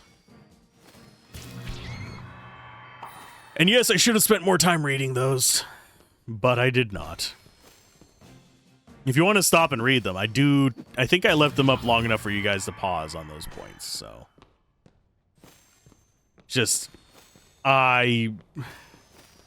Normally I do engage with story, but it feels so ancillary. It doesn't feel like tied into our characters. It's like, get my cat out of the tree kind of stuff. Which I have a hard time focusing on and reading and fully voice acting and stuff like that. Whereas if it's a main character interacting with another character in the world, I do tend to have a bit of an easier time sticking to that. Works better with my brain. And yes, we could reduce trap rate. There are some abilities that kind of work against each other. Like, for example, where there is an ability to get drops from traps. But if you reduce the number of traps, you're getting less drops. If you get more positive things, you're getting less traps, you're getting less drops. So you do kind of have to keep those balanced out a little bit. Shrine's not really doing much for us. I mean, they're fine, but... The assassin does go through our resistances and stuff, which is kind of weird. Because we have had it damage our blue enough to have to use one of the blue potions. I have noticed we have not gone back up to 3 on those in a while. We might not be getting crits. The door. That's another trap. We're down to 2. So unless we get really bad RNG, we should be okay. Oh. I like his design. Not sure I'm sold on the blue flesh. But at least it stands out a lot in this. I think my favorite design here is probably... I can choose a favorite design from each area. I'd have to go back and look at the enemies to tell you what their names are. But this area... I'd probably put the money on... Honestly, I think it's the bird. Out of the enemies, at least. Because the bird has that kind of creepy, but still kind of cool aesthetic. The blue guy, he would be cool, but his colors clash a little bit. The assassin kind of throws me off with the green skin. The gold knight is just a solid gold knight. I mean, it's cool. And it's well done. But it's not unique feeling. It's just a gold knight with a axe. I believe it's an axe. It might be a halberd. I didn't look super closely at it. Next one we encounter, yeah, it's that could be a halberd. So, like, it's either a small halberd or a long axe. Oh, and we used the... Oh, hi, Gold Dragon. Okay, new winner. Gold Dragon wins. I know. Gold Dragon absolutely wins on this one. It's not unique, but Gold Dragon. It looks cool. It's kind of Chinese Zodiac... Not Chinese Zodiac. Chinese Dragon style, which is a worm. And its face is really well done. So, Bird, you are second place now. Suck it. Watch one of the birds kill me. So let's find out what's at the end of the Yug tree. Please don't give me a ton more traps. I do not need them. Oh, that was our last blue potion. Oh no. Who keeps losing their shield to trigger that? Because it only triggers whenever the... Yeah, we are losing shield. Yeah, it restores 16 barrier per second for 8 seconds, but it triggers whenever it's below 40%. And I haven't seen any of our shields stay down very low. So I don't know what's triggering it. Maybe an enemy has the ability to trigger our potions. That would be an odd one, though. I think it would announce it. And I haven't seen any unique abilities underneath the enemies. We've seen basic weapons. Like the flaming dagger on the assassins. Hello, Yggdrasil Spirit. How are you doing? I kicked your Yggdrasil. So that is the end of that one. We are going to try the boss. 11% chance. Can we defeat the odds? Or do we just get wiped as soon as we encounter them? Probably get wiped as soon as we encounter them, if I had to take a wild guess. Ah, Yggdrasil's Wrath. If we can get our buffs up, we might be able to survive this. He didn't even get an attack off. What? My guy. What do you even have? You've got Devastation, you've got Ray Plus, you've got Gravity, you've got Hurricane, which is one that we haven't seen. Got a freaking Mimic. Hi, Mimic. Bye, Mimic. I'm going to keep it there so we can actually see what his skill there was. Because we haven't seen Hurricane. Hurricane is melee ability skills. Oh, it's a fist ability. I think we could actually go see that. We have a fisticuff guy. Luck, vulnerable, and dispel. Yeah, I mean, he can remove our buffs. Oh my. So terrifying. Yeah, this guy's not too scary. And yeah, the quest for him is just going to be defeat him. I don't know what other quests we're going to have on these. And yeah, we do just devastate him. 11% chance to win every time. So I do think we have found a broken combo with our main team here, especially since we buff everybody. We don't really have much to worry about. He is getting spells off on us, but it's hitting our decoys. You can see it flash around us whenever he gets off his Holy Plus. Which isn't every time. It's just every now and then. Already level 20 on this. Well, we just got some uniques. Do we do 50 runs on him? Just see how long it takes at speed 6, then speed 8. Are we even losing units during this? Because our backliners are not that tough. I think we get this spell off. The Sanctuary off before he gets his Holy off, though.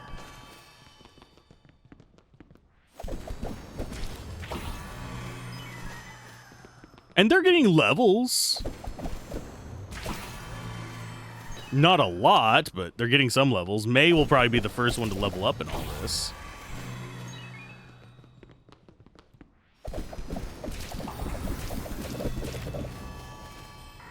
Although I can't guarantee it. How much are we getting per run? Let's see, 29 almost done. So we'll get definitely 30.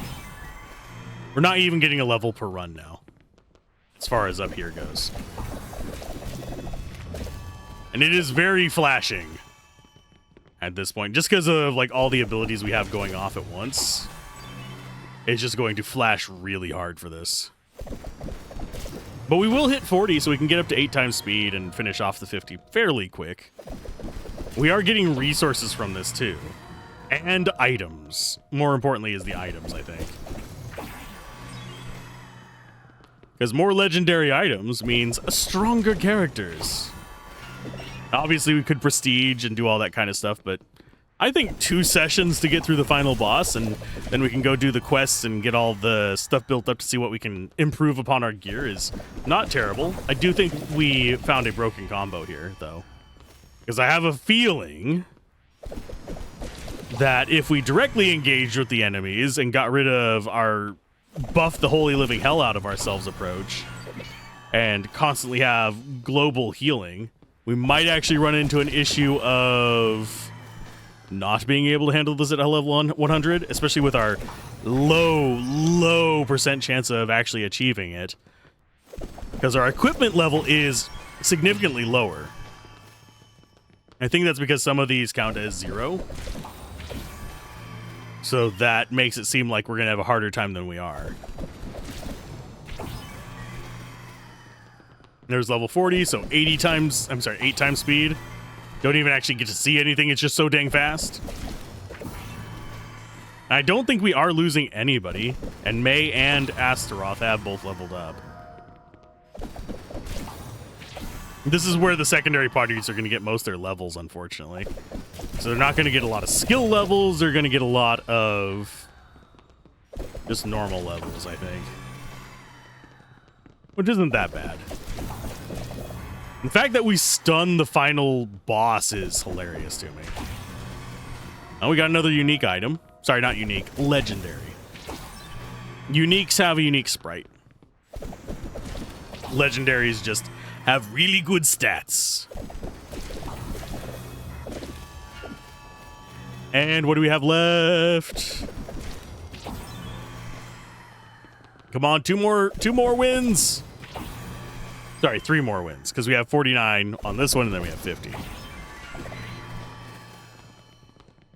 we'll get up to level 49 on the dungeon, I think. Yep. And that is that. What did we get as far as items go? We did get some uniques. We got Thorny Ring, tier 10. 50% of your maximum life is added to Thorn. Jesus! It's a good ring, and it doesn't even have any side effects. Using a utility item during combat has a 3% chance to instantly defeat an enemy. That doesn't have any side effects. Colossal Resurrection Potion. Revives a KO'd party member and restores them to 99 life and barrier. Additional barrier restored on use. So it doesn't actually have a boost to uses, but it has 5 naturally. Unlocks chests and disarm traps with a 102% security chance bonus. We've already gotten high enough that. Gives hidden to a party member on use. Cooldown. It's got 7 uses, so 17 uses total. We got all of our crafting materials. We got the Sun Plate, which is heavy armor. We got a Sun Club. We got a Sun Katana and a Sun Sword. These are all tier 10 weapons. We use to replace any mod on an equip item. Chromatic dust and crystallized gold mana. Cool. Cool. And we actually have 50 kills on that. Get 5% XP bonus to all guild members. Ooh, what is this? And so, it passed that Eeg Tree was vanquished by 1 guild. Their banner forever... Oh, this is fast scrolling. Tree's influence... No! I'll have to read that later. You guys can pause it and read it. I'm going to pause it and read it. And then we have all those in the Unity game engine. So this is in Unity. That explains one of the patches we got for it, because there was an exploit on it. Oh, and that just zipped through. Thank you for playing. And we won! Yay! Fireworks. Confirm. But we can still continue farming it, should we so wish. We also got achievements here. Yum. We beat the game. We can solo a dungeon if we want to real quick. Send a party on an expedition. We haven't upgraded this enough to get expeditions. That's the next upgrade on it. I think we technically broke it. So you equip there. You equip there. And that looks like pretty good. We have how many uses of lockpick in there? And we have absolutely no way to upgrade these right now because we have a lot of resources we can't use for that. Because if we come in here, ta-da! We have a lot of resources that are above what we need and below what we need, but not exactly what we need. And we have 1,600 iron and 750 bronze. So we have beaten the game. We will come back and check out the quest whenever the full game releases, if you guys are terribly interested in that. We can look at the bestiary. I think that's this one. We haven't completed everything. There are enemies we have not seen. Looks like there's a pirate. There is... Yeah, what are those? There's several enemies that we have not... There's two there. There's that guy. He's between the Reaper and the Dark Shadow. What? There's a big guy there. It doesn't say his location. So we're missing 4 monsters. 2 of them are bosses. Oh, we have Beyond. In this special dungeon, you will climb 999 floors of an entirely randomized dungeon.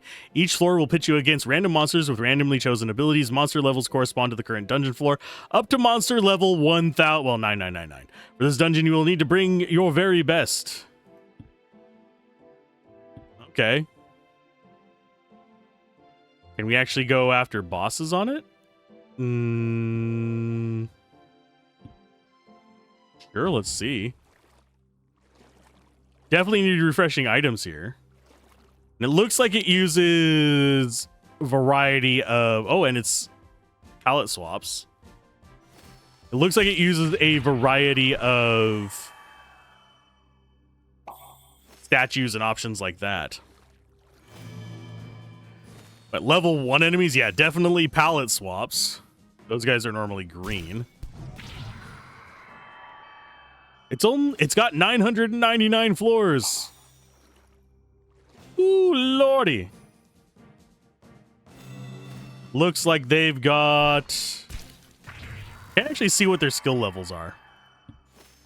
There is a quest log here as well. But I'm not going to run all the way through this one right now. I might leave it running tonight to see how high of a floor it gets to before it dies.